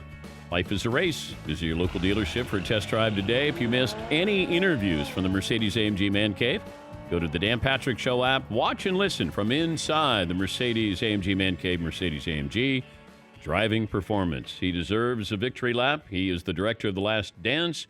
Jason Hehir joins us on the program. Good morning, Jason. How you feeling? I'm good, man. How are you? I'm good. How does it feel to exhale? Kind of surreal because this is the first day that I haven't literally had to worry about something to do with the making of the show in at least 2.5 years, actually well over that. So, yeah, it's a lot of mixed emotions. I was telling someone last night that it's kind of like how you feel when you graduate, like a high school or college graduation. You know, for years you say, I can't wait to get out of this place. I can't wait. And then when that moment happens and you look around, you see you're not going to see these people again. You're not going to be in a phase of your life like that again. I get sentimental in those times. This was a significant chapter of my life. I'm 43 and I spent over 4 years on this thing, or almost 4 years in this. That's about 10% of my life that I spent on this story. So it's definitely bittersweet. When's the last time you spoke to Jordan? When we interviewed him in December. Oh, so you haven't spoken to him at all after this came out? No, I don't have a relationship with him like that. No, I've spoken to him, you know, a handful of times my entire life, and half of those are when we sat down for cameras. If I said you get one more question to Jordan, what would it be? Ooh, that's a tough one. We laughed at the end of the final episode, or the final interview. We laughed because I said, anything you want to add? And he said, I think we pretty much covered everything. Yeah. And we both laughed a little bit. I'd have to think about that. You put me on the spot. What's the story that you don't think you got the full answer to? Well, anything to do with Krause, of course, is, you know, I would love to know if he regretted that. Would be one of my main questions is, do you regret saying to Phil Jackson, you can go 82-0 and you're not coming back to coach this team? Because that was what made everything untenable, I believe. If he doesn't say that, if he doesn't draw a line in the sand like that, then Jerry Reinsdorf offers him another year and he can still maybe make that happen. And if Phil makes it happen, then the rest of the team's going to make it happen. And you can argue about what would have happened in that season to come. But that's one that's always going to be kind of a blind spot for us because we just don't have Jerry Krause's opinion on this. Did Karl Malone decline to be interviewed? Yes. Did he say why? No. He declined through another party. We asked him multiple times. Did you try to reach out through Stockton to Malone, or? Yeah. I figured. Yeah, there were, believe me, we exhausted just about every avenue. We started in January of 2018 on that one because we knew that he was going to be a tough sell. And I tried right up until, I think I told you earlier this month that we interviewed John Stockton on March 10th. We were really up until literally the last possible day to do these interviews. So we tried with Karl. We tried to get them to sit down together. Thought that might be a better option. He'd feel more comfortable with that, but there was just no convincing him. Anybody of note aside from Malone who said no? Brian Russell. Ooh. That, you know what? That was just a no response. We never got anything back from him. And I think, out of respect to Brian, I think he knew what questions we were going to ask. So maybe he didn't want to go there, but there's really nobody else of note that declined. You okay with the pizza story? Now it's food poisoning, not the flu here, Jace? Absolutely. And I can shed a little bit of light on that as well. Okay. So a lot of people I saw online last night, and people were texting me asking, like, what kind of guy eats an entire pizza in a room full of grown men? Who doesn't grab a slice? What happened was that they're on the outskirts of Salt Lake. They're not staying in Salt Lake proper. They're kind of in the suburbs or on the edge of town. And there are limited food options out there. And at the time that George and Gus and Tim, actually Gus wasn't there, but Tim Grover and George and all the security guards ordered dinner, room service was working then. And Michael wasn't hungry, or he wasn't there, I think. So he came back and he was pissed off because they ate without him. So it gets to be about 10, 11 o'clock and he's hungry. This is the story that he told us. Okay. So they find a place that delivers pizza, and he says, nobody touched this pizza. This is my pizza. You guys ate without me. So he spat on the pizza so that nobody else could eat it. And that's how we know that nobody else. Now, did he finish the pizza himself? I don't know, but he did say that he spit on the pizza so that nobody else could eat it. And I think he had been known for doing this. I heard a story one time about how this is public, that he was on a commercial shoot and someone gave him homemade brownies and his security guards were in the trailer and he said, no one touched these brownies. These are mine. And he spat on them and he went and did the shoot. So, but he did tell us that we didn't have time to put it into the story, but a lot of people said, well, why would he eat an entire pizza? That's why. I was told that he stayed in Park City. Mm-hmm. Is that fair?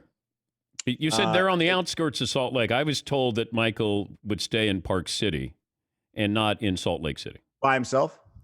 I don't know. I don't know the answer to that. Okay, I don't know if he was by himself. I don't think he was staying with the team. Well, he was with the team, though, in 98. He comes back to the hotel and he's with the team. So I know he stayed with the team in Utah in 98. I'm not sure about 97, but I know we have cameras there. I think he got the same suite every time he went to Utah. He would stay in the suite that had that piano. Well, that's why I didn't know if he was. You said he was on the outskirts, and then somebody said no, they stayed at the Marriott in downtown Salt Lake, which is not very far from the arena. But these are just details here. I'm trying to piece it all together because I want to find out about this pizza thing. And would security allow 5 guys, Jason, to deliver a pizza? And the answer is no. Doubtful, but I don't know. I don't know who was working the door that night.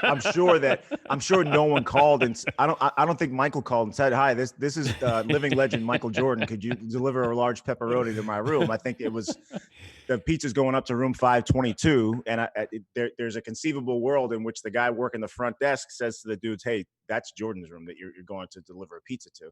I can't believe that there were 5 guys working at a pizza joint on the outskirts of Salt Lake City.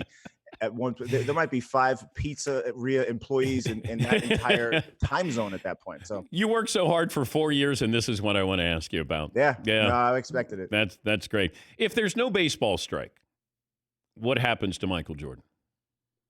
I think he becomes a major leaguer. I think that he makes the White Sox that following year, and I think if he enjoys playing baseball, which I imagine he would have, if he doesn't get an itch too much to come back to basketball, that we're not having this conversation, because I think that he could have finished his career as a baseball player. That's my opinion.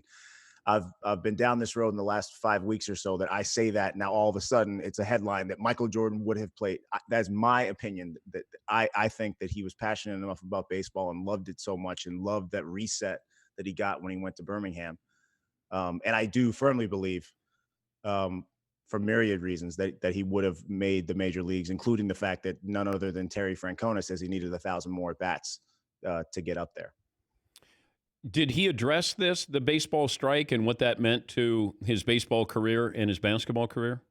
I honestly forget. I could look it up right now, but I do know that the baseball strike left a sour taste in his mouth. There's no way he was going to cross that picket line. He was not going to be a scab. He knew that. And I don't think he had any intentions of going back to basketball that year. He was firmly committed because he had hit, I think, 268 in the fall league. He hit 202 for Birmingham. Then he went to the fall league and hit 268 or 264. He was improving, and he was really excited for that season. And then what happened. So he was left really with no choice but to leave baseball and either retire from sports altogether or come back to the Bulls. I mentioned this last hour, and it caught some people off guard. I said there was part of me that felt sorry for Michael Jordan. And that is, this is who he is every day. We admire it from afar. He lives in this world where everything is competition. Back then, everything. I don't know how much he enjoyed it as much as it was a relief when he won. The expectations were so high. I don't know if he could treat his teammates any differently. And I think that's when he said, the time he sat down with you and he started to tear up, let's break. He didn't want to think. That's just not who he is. He doesn't allow himself to think that way. Do you understand what I'm saying? That I felt sorry for him in some regards, because the people around him back then, Ahmad Rashad and Quinn Buckner, and then the security people that he pays to be around him. I just think he lived in this world that we could never understand, relate to. And you have the great scene where he's on the couch with the cigar and he goes, "Here, this is my life here." Yeah. He was Well, trapped that's a by question success. That's a question of Uber fame, right?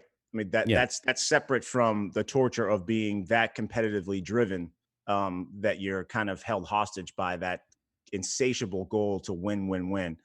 And I think that there's probably people who have similar, I don't know if you call it a pathology, but similar mindsets that must be maddening to live within. It's the fame to me that if I had any sympathy for Michael, it would be because of that. Okay. That, you know, I don't know that anyone knew what kind of a prison he was putting himself in when he became that famous at just that time. There's so many aspects to this story that couldn't have happened in any other time. Michael was born in 1963. He turns 21 and joins the NBA in 1984 at the same time that David Stern comes on as new commissioner. This visionary executive who may be the greatest commissioner ever comes in at the same time as Michael. At the same time that satellite and cable TV start proliferating all over the country and all over the globe. At the same time that we're commodifying American pop culture all over the planet. At the same time that Black Americans, Black entertainers are being welcomed into homes. So all of a sudden it's Eddie Murphy and Bill Cosby and Prince and Michael Jackson. Or this is something that couldn't have happened 10 years earlier. So many of those things happen. In addition to that was the proliferation of electronic tabloid journalism. So you had hard copy and Inside Edition and these kind of shows. It was kind of like the prequel to TMZ culture. And Michael was caught up in that maelstrom. And if this had happened 10 years earlier, maybe he's Magic Johnson and he's not, you know, on gigantic murals halfway around the globe. He's just a national star. Every single thing happened for better or worse. Everything happened exactly at the right time for the story to become what it was. What's the next project? I don't know. I'm getting that question a lot. I don't know. And I was joking to you a while back that I need just a nap and a cold beer, and I still need that.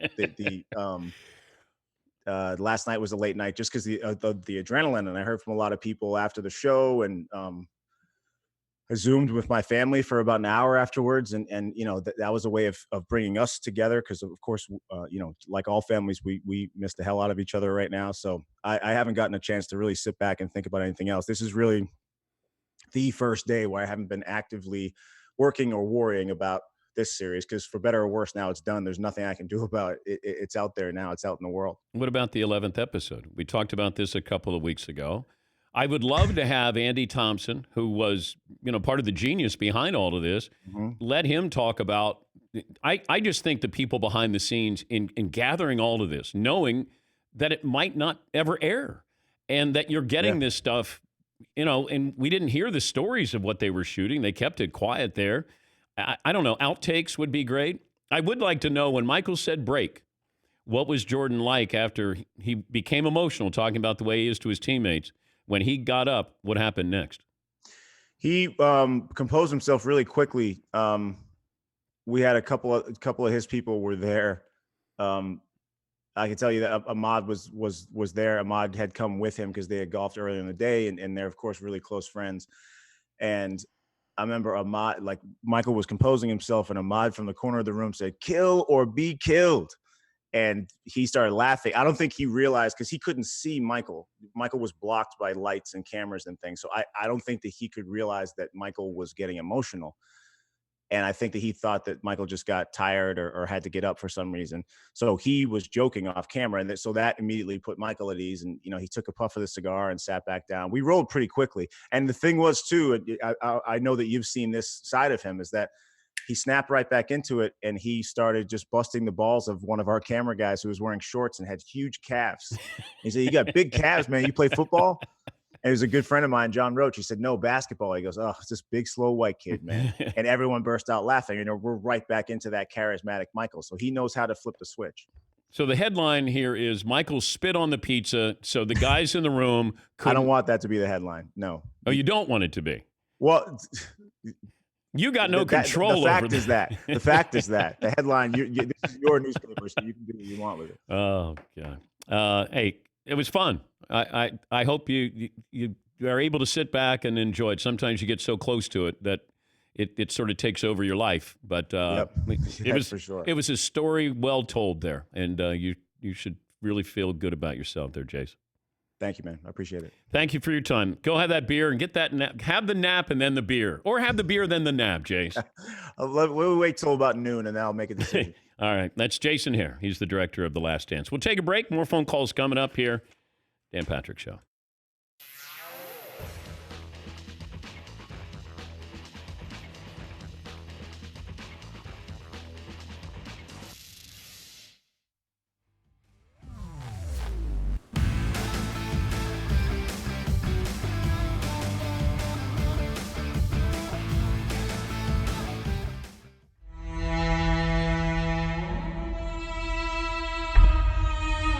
You were an extra in Training Day. That's right. Okay.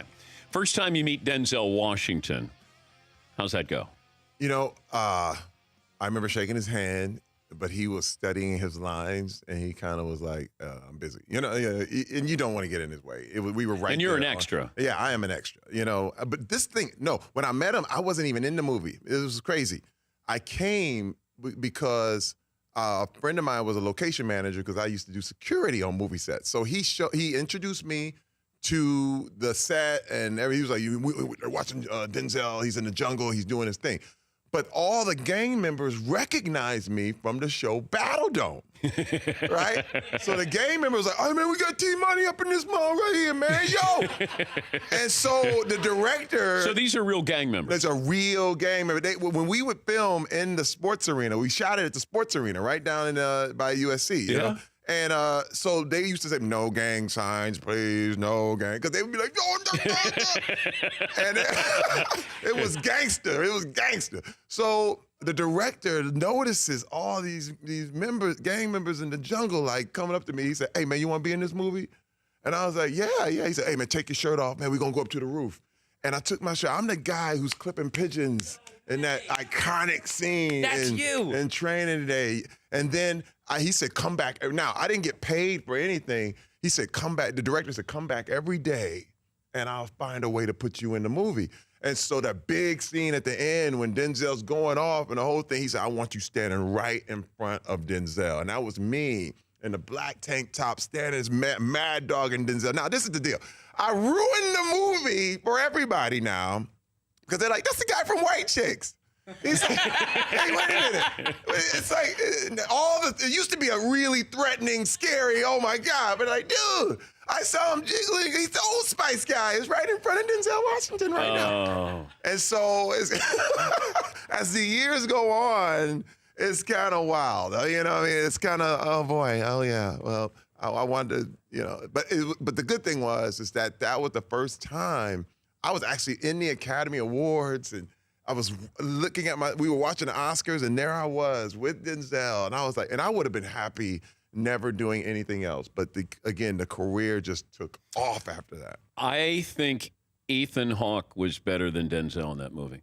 He was great, though. Because his role was a whole lot tougher. Denzel played, that was his Pacino Scarface moment. Oh, yeah. But Ethan he's sort of the newbie.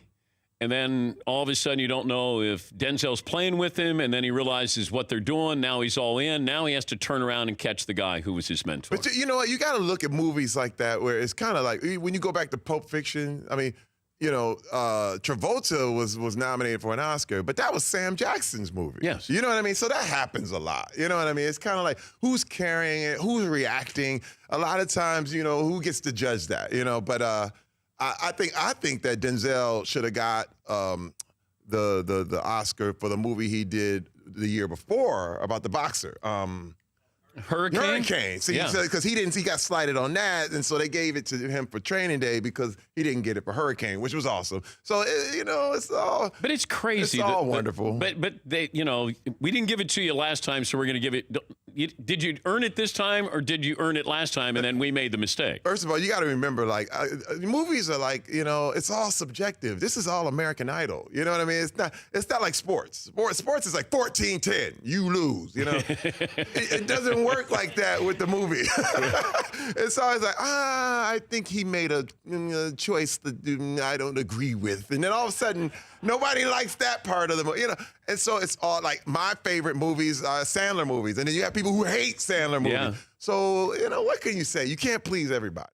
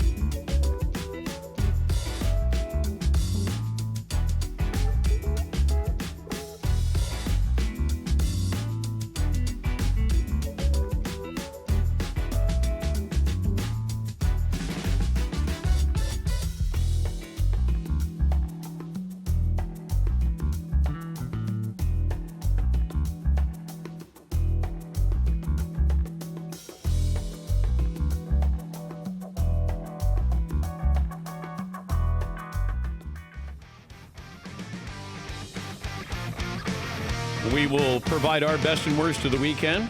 Get to more phone calls coming up. John in New Orleans joins us now to tell you how it's done. Best and worst there, John. Hey, boy. 6'5", Nugenics 220. My wife thinks I'm Frank Thomas. The best of the weekend was watching the pros carry their own bags and do their own course management. I like that. And I'd like to see it again in a major tournament, or maybe not a major, but a regular tournament. What do you think about that? Yeah, I thought it would be fun. I mentioned that to Bubba Watson a couple of weeks ago. Bubba didn't sound too keen on carrying his own bags. Sean in Indiana joins us. Hey, Sean. Dan, good morning. Morning. I was going to settle this whole Michael Jordan greatest of all time debate, and it kind of goes along with the watching the Last Dance. The fact that the scores back in the 90s, and I'm 37 years old, so I see it then and now, but when the Bulls would score 83 points and win the game, like 83-77, Michael Jordan was still scoring 45 points or 38 points. Now, if, say, LeBron was to score 38 points, the team had 120. So it just kind of shows you that it wouldn't matter what happened. Jordan was just going to dominate the game, a good defense or bad defense. He was always going out there scoring a ton of points. Yeah, can't argue with that. Thanks for the phone call. I mentioned in the fourth quarter, that Game 6 of The Last Dance, in the final 3 minutes and 40 seconds, nobody else took a shot for the Bulls. Jordan had 8 points, 2 steals, 1 rebound. The 1 steal off Malone and the 2 points, the jumper, win the NBA championship. The Utah Jazz in that series averaged 80 points per game. That's the second lowest by any team in the finals in the shot clock era. They were the second leading scoring team in the league that year. Utah averaged 101 points during the season that year. That's what's often overlooked with the Bulls. Michael's greatness, Scotty, Kukoc, Rodman, Phil. They played great defense. Great defense. Yeah, Paul. That guy was talking about scoring by a player and a team. A couple years ago, James Harden, I think 2 years ago, year and a half ago, James Harden averaged 36 points a game. The Rockets averaged 115 a game. So 36 for him, 115 for the team. The year Michael Jordan averaged 37 points a game, the Bulls averaged 104 points as a team, 11 fewer. Yeah, I mentioned that I didn't know if Utah got over 80 points. They didn't get over 90 points in I misspoke. They didn't get over 90 points in all 6 games in that series. And they averaged 101 during the regular season. So Bulls played great defense. And a lot of times you can look at a team that is great offensively. They have to be really good defensively as well. And sometimes, like Golden State Warriors, they're a good defensive team. They were a really good defensive team. But we looked at them as this offensive juggernaut. Let's go around the room. Best and worst of the weekend. Fritzy, I'll start with you. My best of the weekend, I had seen both movies before, but enjoyed watching Jaws again late Friday night. And then there's a movie called Good Boys, which I recommend. Cute movie about coming-of-age kids learning about the birds and the bees. Very funny movie. Worst of the weekend, passing of CBS Sports broadcaster Phyllis George, part of the NFL Today team with Brent Musburger, Irv Cross, and Jimmy the Greek. So that was sad to hear that. Yeah, and I think, and Brent Musburger said this so eloquently over the weekend, and Brent was part of the CBS Today, their football pregame show, and he said, you know, that Phyllis George mattered. That sometimes you look and, you know, that's kind of eye candy or dressing. Phyllis George mattered, and that she was a trailblazer for women getting into the business, and then she would sit down and do these interviews. You know, she had this famous exchange with Roger Staubach, you know, very Christian man, and Phyllis was talking to Roger Staubach about, you know, Joe Namath and Joe Namath going out with all these women, and Roger says, you know, I'm just like Joe Namath. I like sex, but I only have it with one woman. And it was just such a, you know, like you'd never get that response out of Roger Staubach. But she did. and it was funny. But, you had Jimmy the Greek on there with Irv Cross, the former player. Brent was the host.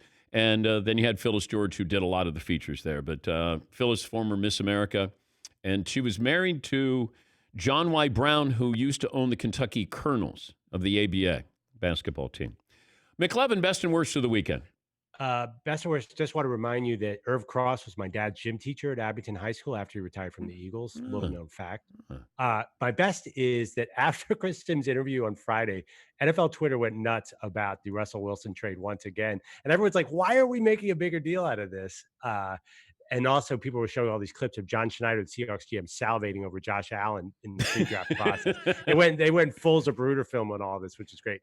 Worst is it's the anniversary of Magic Johnson scoring 42 in 1980 to beat the Sixers in Game 6 of the Finals. Kareem had hurt his ankle, and I guess everyone thought the Sixers were going to win, and Magic ruined it all. Yeah, that's one of those where you watched and you went, he's playing center. Well, he played wherever he wanted to play. Magic was unbelievable that night. Unbelievable. Seton O'Connor, best and worst of the weekend. I don't know if these are best or worst. They just sort of are. But watching Bundesliga this weekend was great. Really enjoyed having live sports again. But it was weird that, you would see on the sideline that everybody had a mask on and they stayed 6 feet apart. And then the guys would be on the pitch and they would be playing and slide tackling and, playing a normal game of soccer. But then as soon as somebody scored a goal, nobody was allowed to celebrate with each other. They all had to stay back. You're like, what? Wait a minute, like you were just like wrestling with that guy a second ago, and now all of a sudden you have to like, no, let's just look at each other and smile, and that's an appropriate celebration. It's kind of bizarre. That was the one thing I found really odd outside of the crowds being gone. And then the other thing is I just started diving back into, and I've never actually seen them before, so it's really my first time through all the Mission Impossible movies with Tom Cruise. You like them? I don't know if I like them necessarily, but they're really good entertainment for 10-year-old kid who thinks spies are pretty awesome. Yeah. So he's really into it. But I will say this though, the stunts that Tom Cruise does in that, because they're famous for him doing his own stunts, are pretty remarkable. Yeah, I watch them, but I'm not, enamored with them. Yeah. I finished Better Call Saul. I went through 4 seasons pretty quickly there. Look forward to season 5 on that. All right, final hour coming up. We'll get to Paulie's best and worst of the weekend. Reggie Miller will stop by, get his thoughts off The Last Dance. More phone calls as well this Monday. Dan and the Danettes, Dan Patrick Show.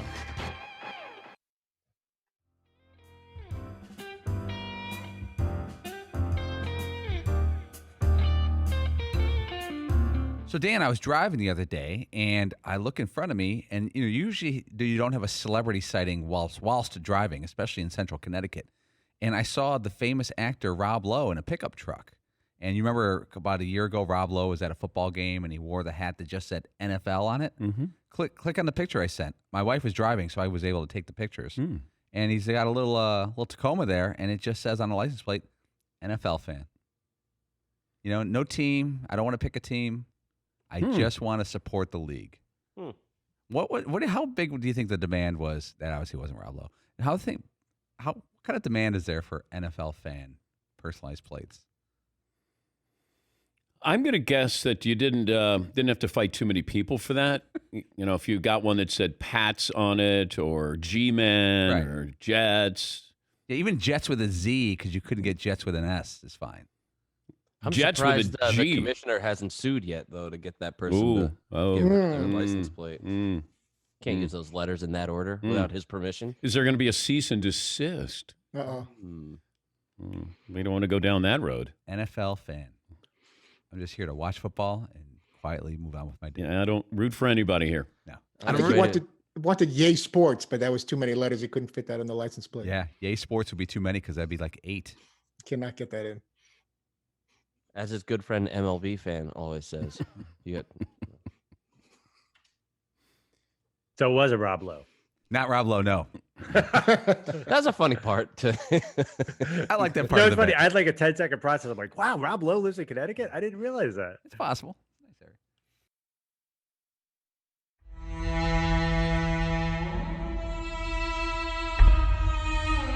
But do you remember your playing days? Like if I said, give me, like, do you have sequential moments there when you hit a big shot? Yeah. I mean, I can remember some of that. I mean, not everything, but there are certain key moments that you think back to, and like I'll never forget, MJ's last game in Chicago, and he lays the ball in down 3, and then he steals it from Malone the next play, and then he hits the game winner, to win the championship. I'll remember that sequence the rest of my life. Do you remember the huddle at before any of that? Or actually so Jordan has the steal on Malone, but there's no timeout called, is there? No, there was no timeout. Yeah. So I think there was a timeout before he laid it in. We were down 3, and I think there was a timeout then, and Phil called for a clear out of Michael, spread the floor, knowing that since we were up 3, they were going to guard the 3-point line, and that's when Michael laid it in, and then went back down the other way and stole the ball from Malone in the post, and then there was still no timeout, and then he hit the shot when he when he got past Brian Russell. Brian Russell, yeah. So you remember that better than I do. Yeah. But the main thing I remember is I had the offensive rebound. I had inside position on Stockton. I was getting ready to go tip dunk, but Michael made the shot.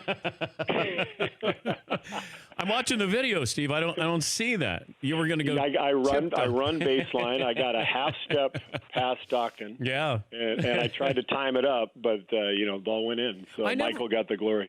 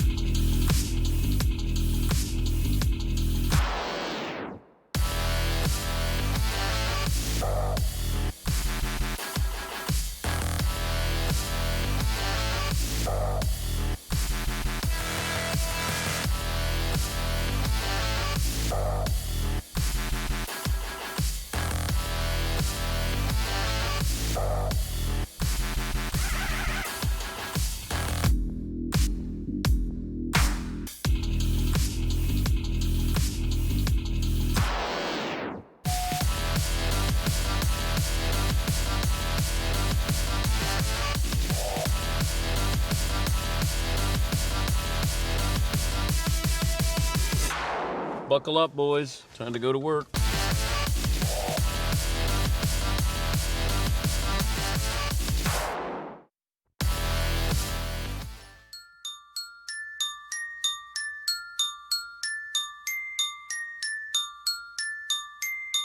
Dan Patrick. If I'm going to play, I should be getting the money I signed to be getting paid.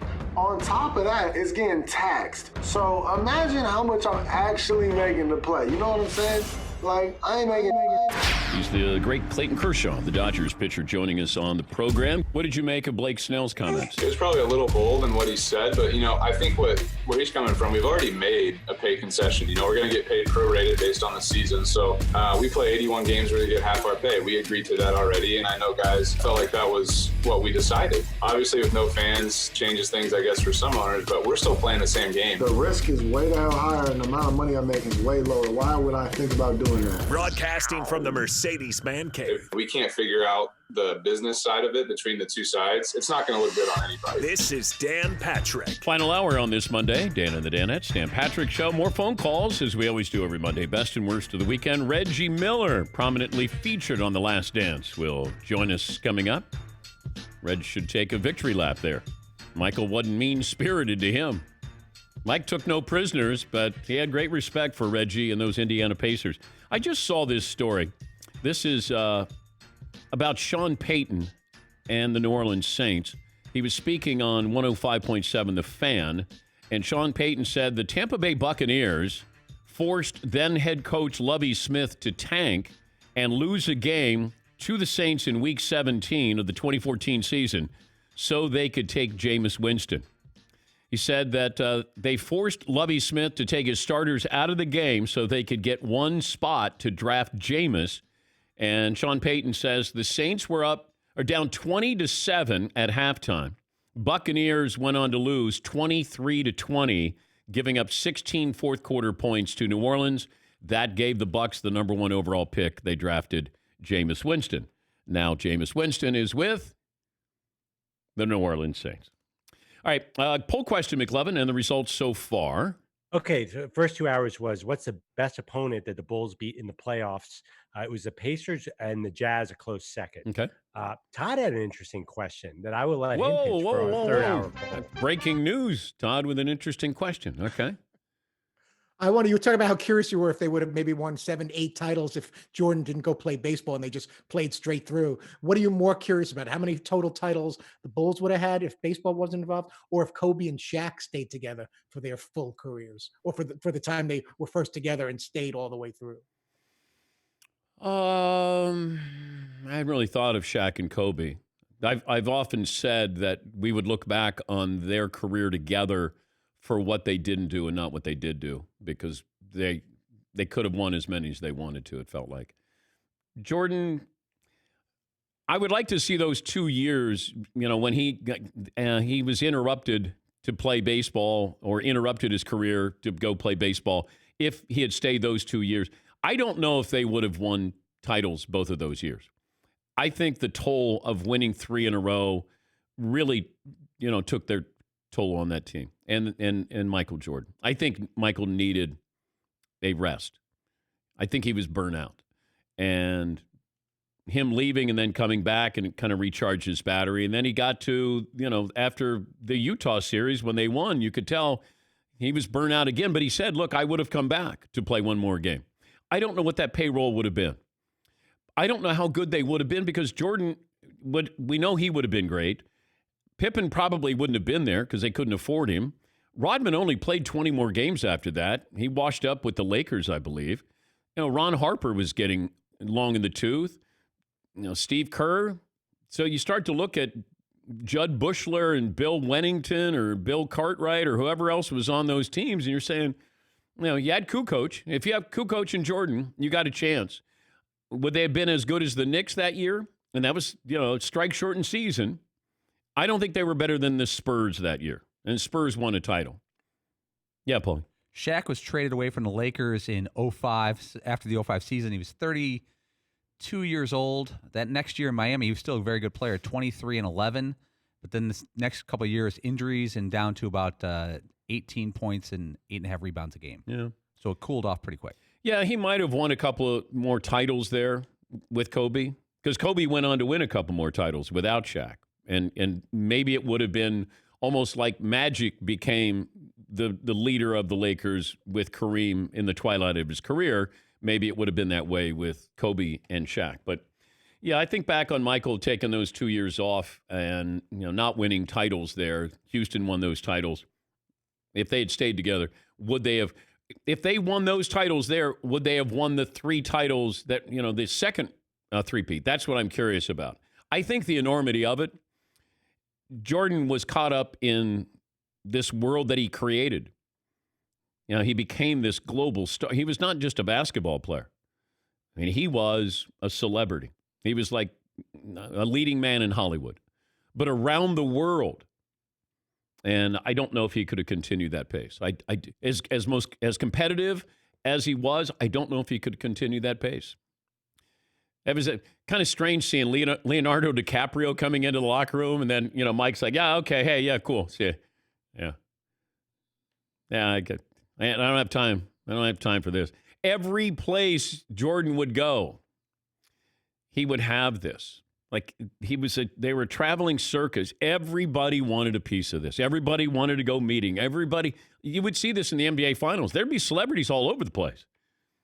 And they just wanted a piece of Mike. They wanted to say hello. They wanted to, whatever it was, handshake. They just wanted to be around Michael Jordan. And I think that really took its toll on him. We got everybody's best and worst of the weekend except for Paulie's. So best of the weekend, I'm going to go Darlington NASCAR racing. The race was great. It was very natural. It felt just like any other NASCAR race. The celebration, like Seton was talking about, was very weird because after the races, when you hear the fans, see the fans, smoking tires, people were jumping up and down, pouring Mountain Dew on each other. It was quite subdued, but it was pretty cool. And then the passing of comedian, actor Fred Willard. He was 86 years old. He's one of those guys who's not a household name. It's more like, I know that guy from this movie. I know that guy. He made everything better. If you haven't seen Best in Show or one of his other movies, he was fantastic. Yeah, and we were just talking about him. I didn't realize that he was 86, but Fred Willard, he made everything he was in funnier. He just had that ability. A couple of phone calls. Chris in Arizona. Hey, Chris, what do you have for me this morning? Hey, Dan, how's it going? Good, sir. 5'6", a buck 160. The best and the worst. I think the best was definitely the whole 10-part series of The Last Dance, and then the worst is getting all these sources of the Pizzagate or the Flugate. We're gonna start getting all these unwanted stories probably coming in that they know sources.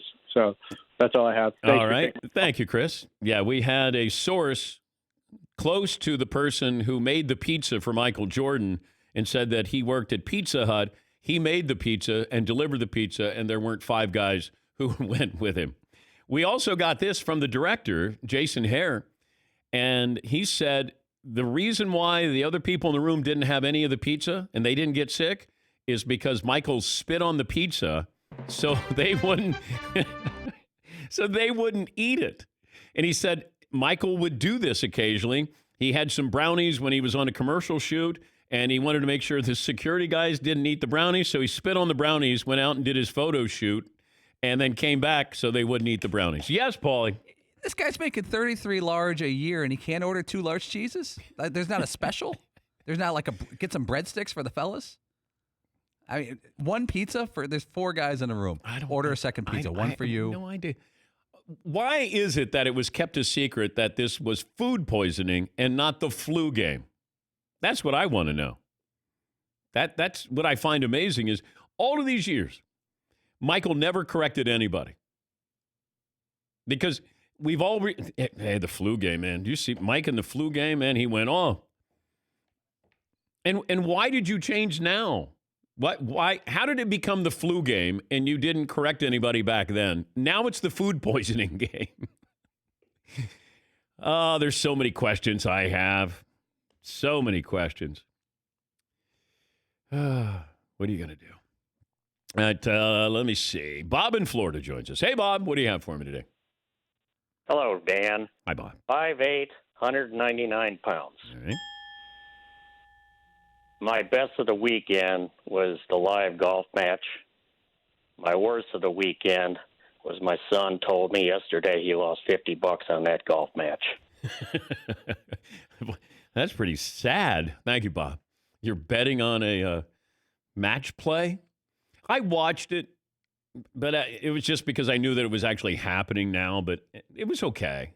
I would have had some more charismatic people in there. You know, Dustin Johnson plays in a charismatic way. He's not charismatic. Ricky Fowler plays in a charismatic way. Rory has a lot of charisma. And Wolf has that great swing, interesting swing, and he hits it a ton. But if you're going to have that, I want to have guys who are going to be having some. I hope I hope that the Tiger and Phil Brady and Peyton Manning has a little bit of spirit to it, a little personality too. Would be great. HR in Utah. Hey, HR. Hey, Dan. How are you? Good, sir. What do you have for me? Good. Just a few thoughts. Appreciate you taking my call and love you guys a lot. Listen to you every morning. Anyway, it seemed like Jerry Krause took a lot of the guff for splitting up the Bulls, and I think it's I don't think you've said that, but to think that a GM is going to dictate to a billionaire owner the splitting up of a franchise. Obviously Reinsdorf had a lot to do with that and was pushing the buttons on that deal. Another thought, just a casual thought, it was kind of funny to watch the first 8 episodes. I noticed that Jordan seemed to be a little bit lit up. He had a nice drink by him, and I don't mind anybody that drinks, but I thought it was curious that he seemed to be a little bit lit up during at least those first 8 episodes. And lastly, I just found it a little bit sad. I'm 57. I grew up on Jordan. He's my age, and I love him. But it was sad for me to see a guy that has that much resentment and that, can't get rid of petty little differences with Barkley or with anybody. I kind of feel sad for him. And although he's a great player, I feel sad that he has to kind of live his life that way or sort of chooses to live it that way. But anyway, man, love your show, and thanks for letting me come on. Thank you, HR. Appreciate that. Reggie in Washington. Hey, Reg, what do you have for me today? Hey, Dan. I just got an interesting question here. Okay. Well, I got 2 things for you, but the first one is, do you think Jason Hehir, the director of the documentary, you think he's going to get an Oscar for Best Director or some type of sports award? Well, I don't know if it's the fact that it's a 10-part series, and I don't know how they look at something like that you have 10 hours worth of a documentary, and they look at the totality of that. Is it going to be an episode or they're clipped? I don't know what's submitted to the voters on that, Reg, but I think it'll certainly be up there for Best Documentary. I think that he's got a great chance. It's different from the OJ one because OJ, that felt different. Like Michael didn't make me feel something. OJ's was life and death, literally life and death. And I think that, man, when you get sucked into that and you realize what's going on and you're watching a guy who murdered 2 people and he's going to get away with it and everything that, oh boy. I mean, it takes me back, and you're watching the. I'm at the Garden. I'm in Madison Square Garden, NBA Finals, and all of a sudden there's the game, and then there's the chase on the monitors, and we started watching the chase, not the monitor, not the game, and you realize this is actually happening right now. When we're at the NBA Finals. Yeah, Paul. Historically, documentaries have done pretty well at the Academy Awards. Free Solo, about the climber, Alex Honnold, 2018, won the Academy Award. O.J. Made in America won it in 2016. And others have been nominated before. Murphy in Georgia. We'll talk to Reggie Miller in about 10 minutes. Hey, Murph. How you doing, Dan? I appreciate your show. I was just wondering, have y'all come up with a name for the Tom Brady documentary? Oh, gosh. Come out in 2021 after his last season. See, I don't know if Brady would be interesting. Thank you, Murph. Unless they really talked about some juicy things. But what's Brady going to say? What are people going to say about Brady? I don't find it very interesting. And I don't think people like the Patriots. They love the Bulls. Nobody loves the Patriots outside of New England. People love the Bulls around the world. It's just different. And football is not global. And I think with Tom Brady, you look at the pieces there and you go, it doesn't add up. At least not in my opinion. All right, we'll take a break. More phone calls coming up. 877-3DP-SHOW. Email address, dp@danpatrick.com. Twitter handle at DP-SHOW. You can watch on youtube.com/The Dan Patrick Show and listen on our great radio affiliates. The great Reggie Miller will join us coming up next here on The Dan Patrick Show. You check things all the time, your email, your Instagram. Check something important like your credit, because you may not know your credit score, but you should know. Discover makes it quick and easy. Now, the Discover credit card, they do so many other things than just that credit card. They offer FICO credit scores for free, and this is the score used by 90% of top lenders. Even if you're not a customer, you can check your score. Checking your score won't hurt your credit. You can check each month for changes. It's called the Discover Credit Scorecard, free for everyone. Learn more at discover.com/credit scorecard. Discover.com/credit scorecard. Limitations apply.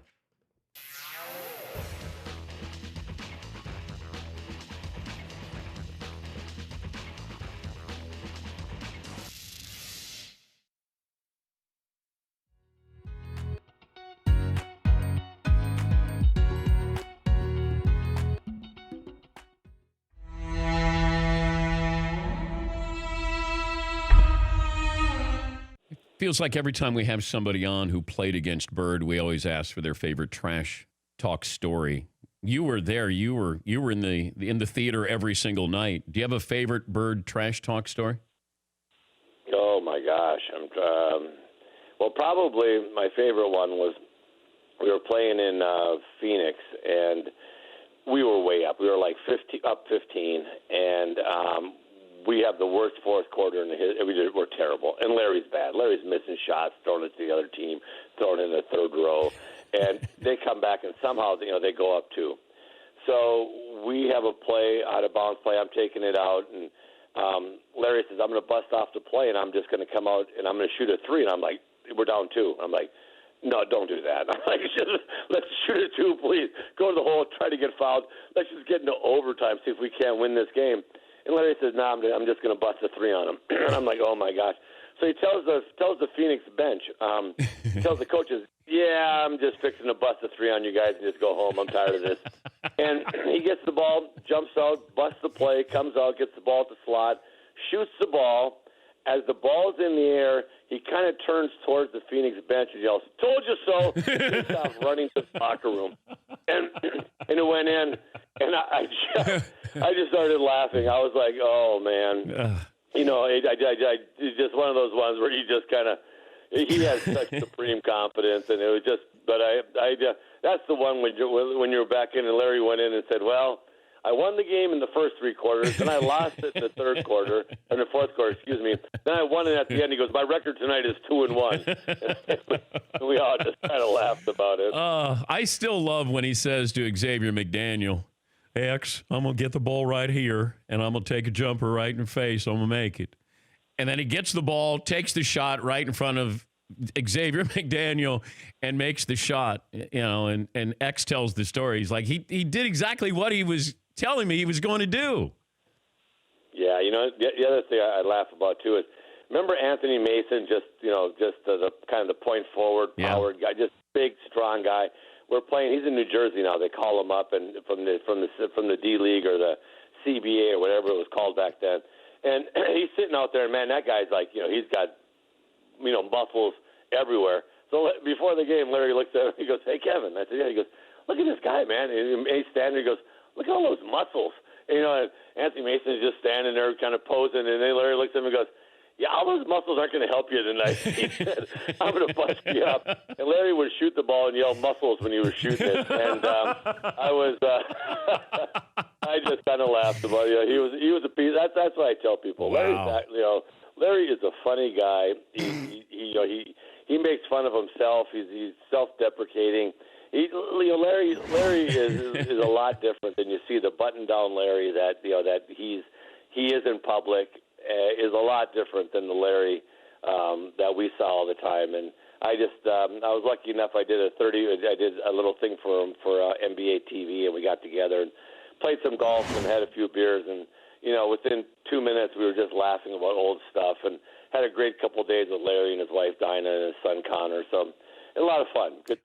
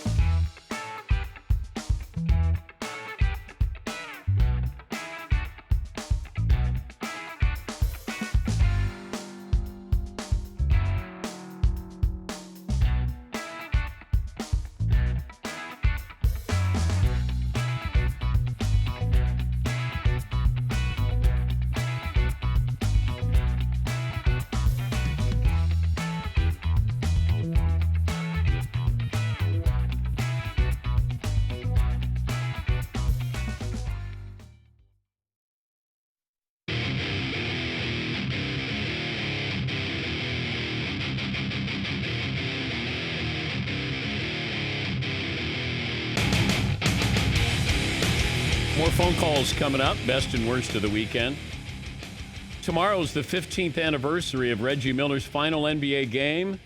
Home loss to the Pistons that eliminated the Pacers. Game 6, second round. Reg had 27 points, 11 of 16 from the floor, and a 9-point defeat.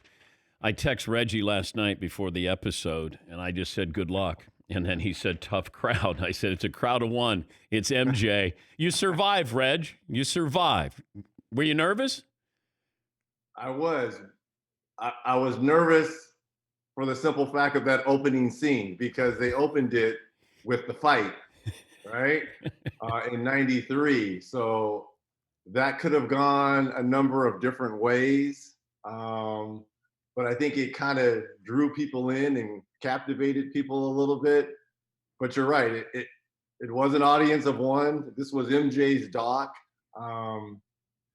But I think it kind of pulled back the veil of how things were in the 90s and how competitive not only he was, but a lot of the guys that he butt heads with, me being one of those guys. So it was cool to see, a little cathartic, as you mentioned, but it left me shaking my head as well.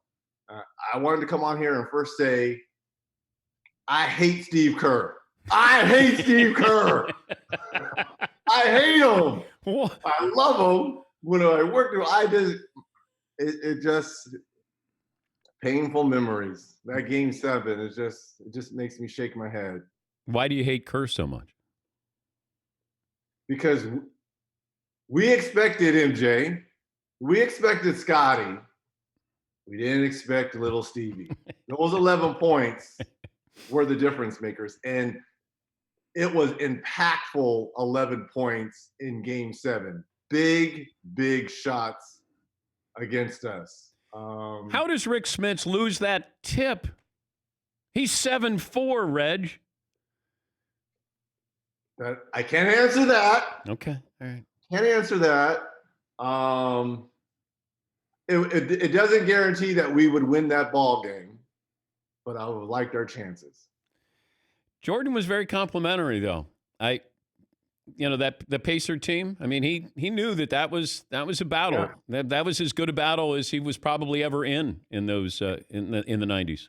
And people need to understand too, when they won 72 games, 72-10, 2 of those 10 losses came against us, and we really weren't a contending team at that time. The year before, we played a physical style of basketball led by Larry Brown, which was then kind of taken over by Larry Bird and Rick Carlisle. But we had tough dudes. And my Davis brothers, Rick, we had Sam Perkins, we had LaSalle Thompson, we had Sam Mitchell. So we had a lot of guys that understood the game, had been around a long time. And, I said this in the doc last night, we really didn't fear them. We respected them. Obviously, you respect all your opponents, but it was kind of comical at times watching how other teams approach the Bulls and how we approach them. But it was fun. It was fun. Do you have any different memory? Like, do you take away anything different from Michael and the Bulls, having been in it and you're so close to it, but now you're watching it as a quote unquote fan? Anything different? Think about this. As much as Michael has achieved, how iconic he is, right? 6 NBA championships, twice, 3-time back-to-back champions. You could see, and only a real athlete and a competitor could see this. Remember last week when I told you I always remember the bad games versus all the great moments that I've had? You remember.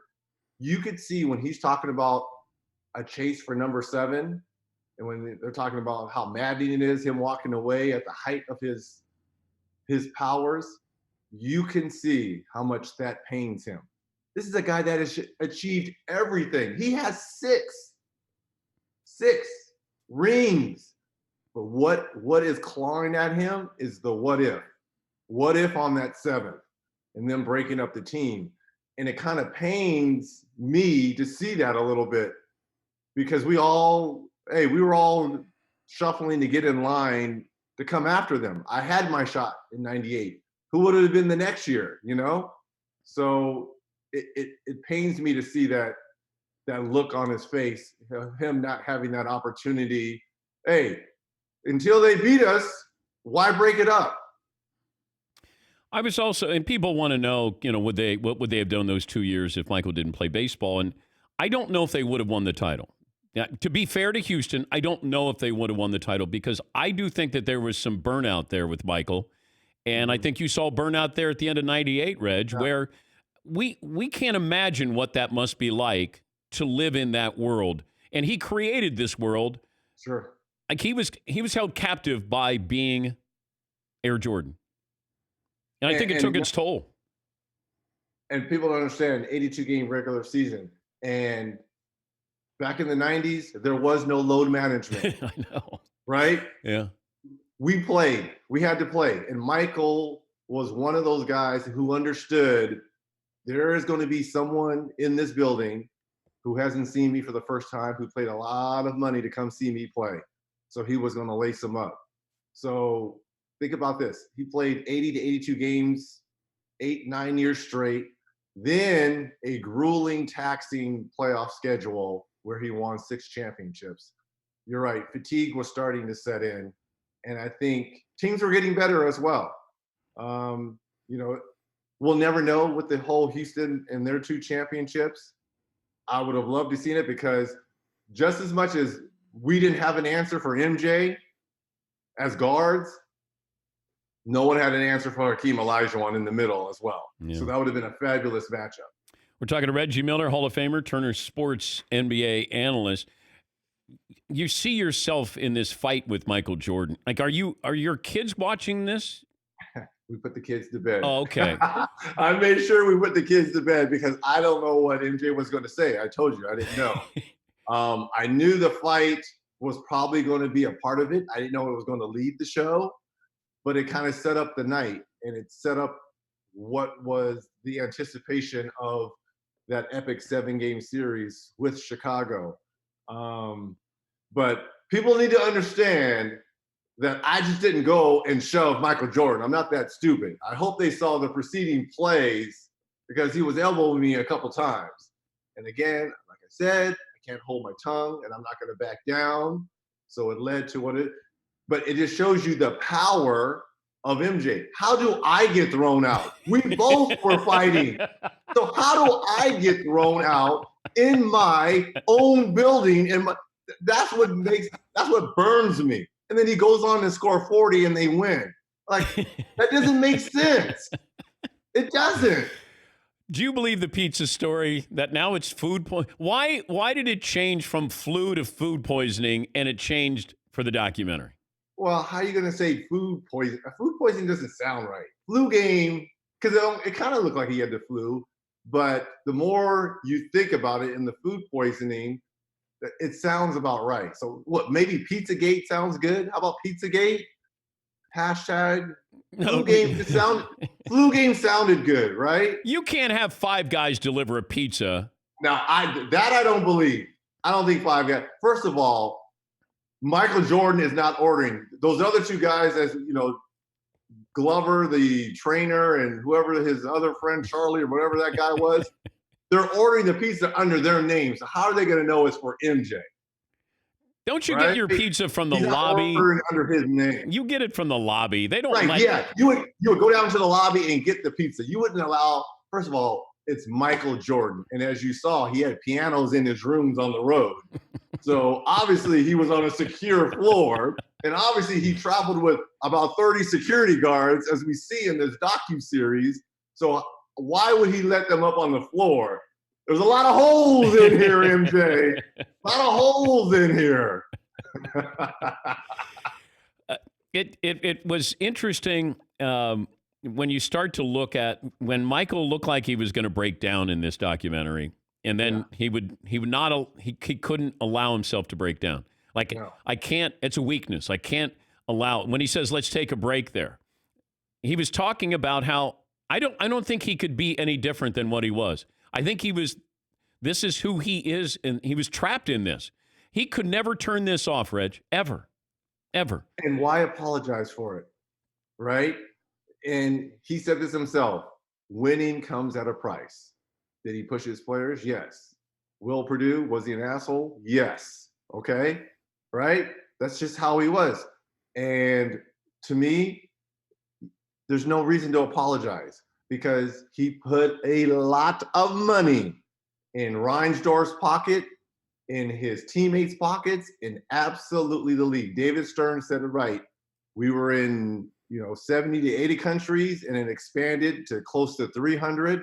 And a lot of that has to do with Chicago and the marquee name, Michael Jordan. Do you think, and if I think this was a brilliant marketing plan by Michael Jordan and his team to put this out now because of LeBron and LeBron going to the Lakers and maybe winning another title, and now all of a sudden he's got 4. Now all of a sudden got a little bit more of a conversation here. I got a chance to sell some shoes. I can remind the people who saw me, and I can introduce myself to a new generation here. I think this was a brilliant marketing plan, but is it all positive? Like, people take away positives from this, Reg. Do you think, or is there something that's negative about this that Michael Jordan might regret? I think and I wouldn't necessarily call it negative, but it did kind of raise eyebrows. The whole not backing of the U.S. senator in North Carolina back in the day, maybe not doing that. To me, that's what kind of separates MJ from LeBron, because LeBron has the platform and the tools and the social backing to do that. MJ was never about that. To me, and you're right, it checks all the boxes for MJ. He opened up a new audience. Air Jordans continue to be an iconic brand. So those are great things. To me, I will go to my grave saying this. I will think that MJ is the GOAT. But I think it put it to bed. But let me just say this in LeBron's defense, though. I think LeBron, because of social media, and he's not afraid to speak his mind, I think people view him in a different light than MJ because he has those platforms. MJ would never do that. I mean, LeBron has started schools to help kids out. I don't think MJ would ever have done that. MJ was all about the craft and winning. And I'm not saying LeBron isn't, but in today's age of social media, you've got to have a package. And LeBron has, to me, a bigger portfolio and package than MJ. But MJ didn't have this in the 80s and 90s. There was no social media. There was no Twitter, Instagram. Who would you rather play with, Jordan or LeBron? And my type of skills in my game? Yeah. LeBron. But if you're asking me who the better player is and who the best... No, better chance to win. It would be MJ. Okay. To win. Because it was win at all cost. My skill set is playing with LeBron. Like, I could play with Magic probably better than I probably could play with MJ. MJ and I would butt heads. We're just too much alike. Yeah, I was mentioning this, that you had Larry and Magic, or it was Magic and Larry, and then all of a sudden Mike came along. And it's not like he stayed too long with Magic and Larry on their level. He took it to another, like they didn't give him the baton. He took the baton. Took it. But was there any resentment, do you think, with the older guard in the NBA, with Jordan, that who are you coming in and you got your own shoe? I mean, this stuff really was, I know that Clyde Frazier had his own shoe. Like, some guys had their own shoe, but this guy came out of nowhere from the standpoint of team isn't any good, and here he comes, and now all of a sudden, there he goes. And I think this kind of goes to what the whole beef maybe was with Isaiah. There was grumblings, again, about that first All-Star game with Isaiah kind of freezing him out in that All-Star game. Again, I wasn't there. I wasn't on that All-Star team, but, there's whispers about that. and too much too soon. But I kind of think he kind of proved that he deserved all this in terms of MJ. But in terms of Magic and Larry, because they rescued the NBA in the 80s, right? Yeah. And Michael just took it to a different level, and he helped put money in our pockets, the rest of the players, because revenue sharing, TV rights, that all expanded because of MJ and the success of Chicago. Coolest piece of memorabilia you got in the crib? And again, this is a rental. This is not our normal home. Okay, all right. So this is a rental, so we don't have a lot of stuff here. We're just laying our heads down here. What would be the coolest thing? Memorabilia. You know what? I will show you the coolest thing. Just wait 1 second right there. This is the coolest thing, Dan Patrick. Reggie Miller joining us on the Dan Patrick Show. Is he going to bring in a child? That's why Reggie going into another room here. Yeah, because he, of course, was affected by the fires, and they had to get a different house to go to. I was in Los Angeles at that time when I saw Reg. When I was out there, I think I was doing the interview show, Undeniable. Oh, okay. That's what exactly? That's almost a life size. That's life size right here. This is the coolest memorabilia right here. How big is that bobblehead? That's like Muggsy Bogues. I don't know who sent this to me, how I got it. It was one of my last years in Indiana. How about you stand behind the bobblehead, and we can't see you, but you move the head a little bit, and you just talk. Hey, Reggie. I don't know who sent this, but it's so cool that from here on out, my Zooms are all going to be this. Reggie, do you really think Michael Jordan's overrated, Reggie?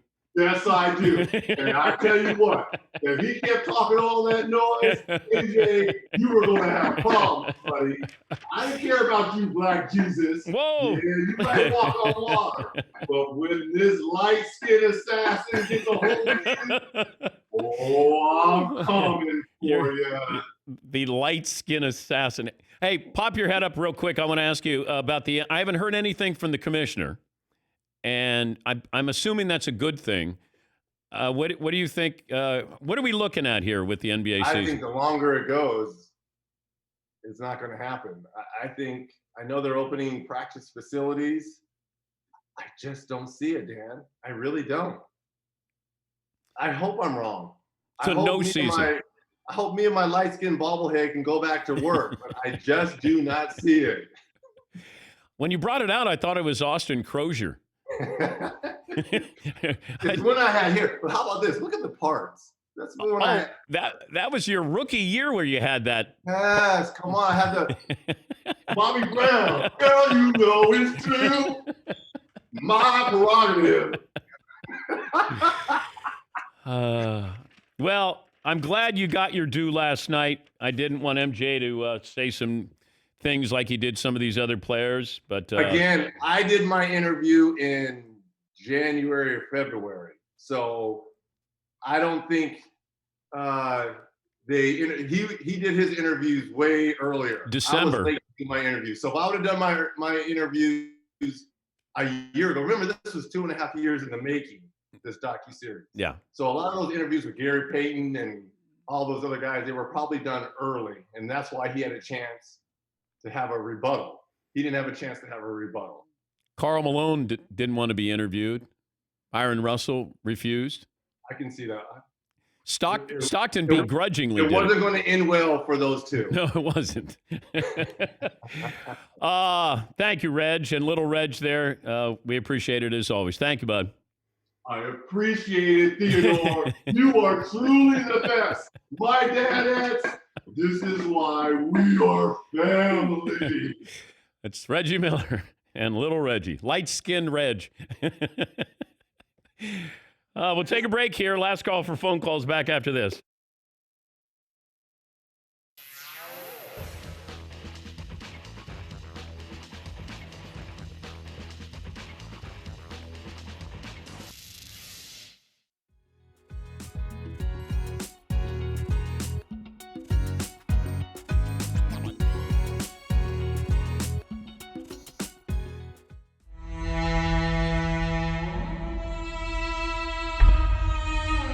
If I could have told you when you saw the national title game between Indiana State and Michigan State, you saw that in person?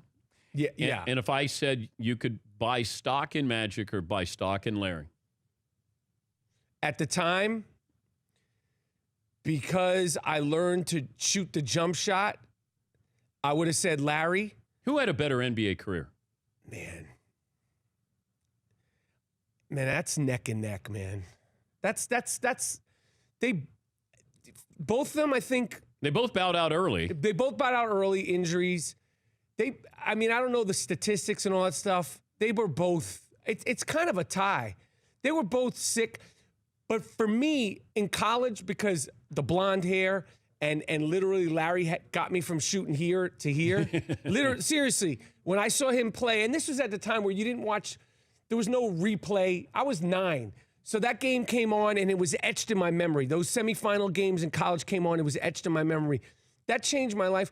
But the minute Larry Bird, and I swear, my father is not one of these crazy New Yorkers who, like, bred me to hate the Celtics. We never discussed it.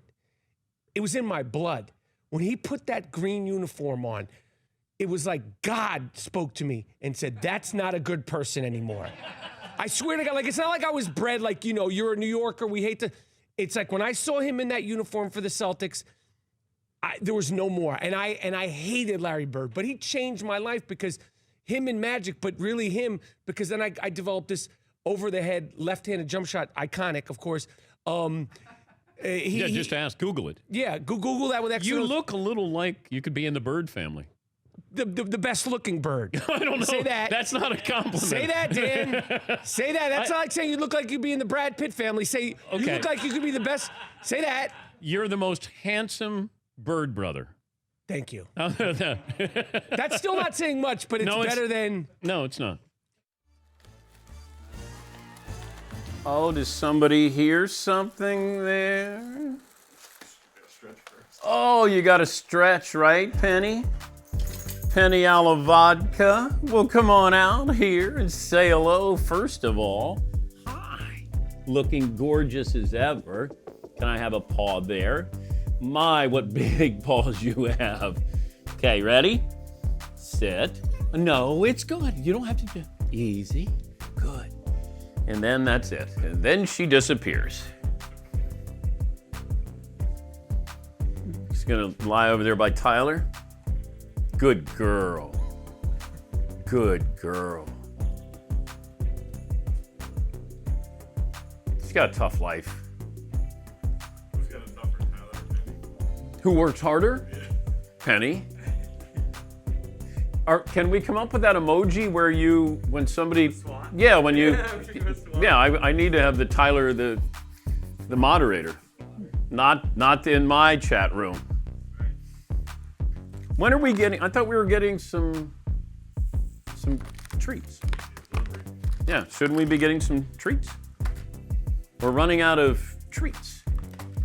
Why isn't Chewy a sponsor or some other company?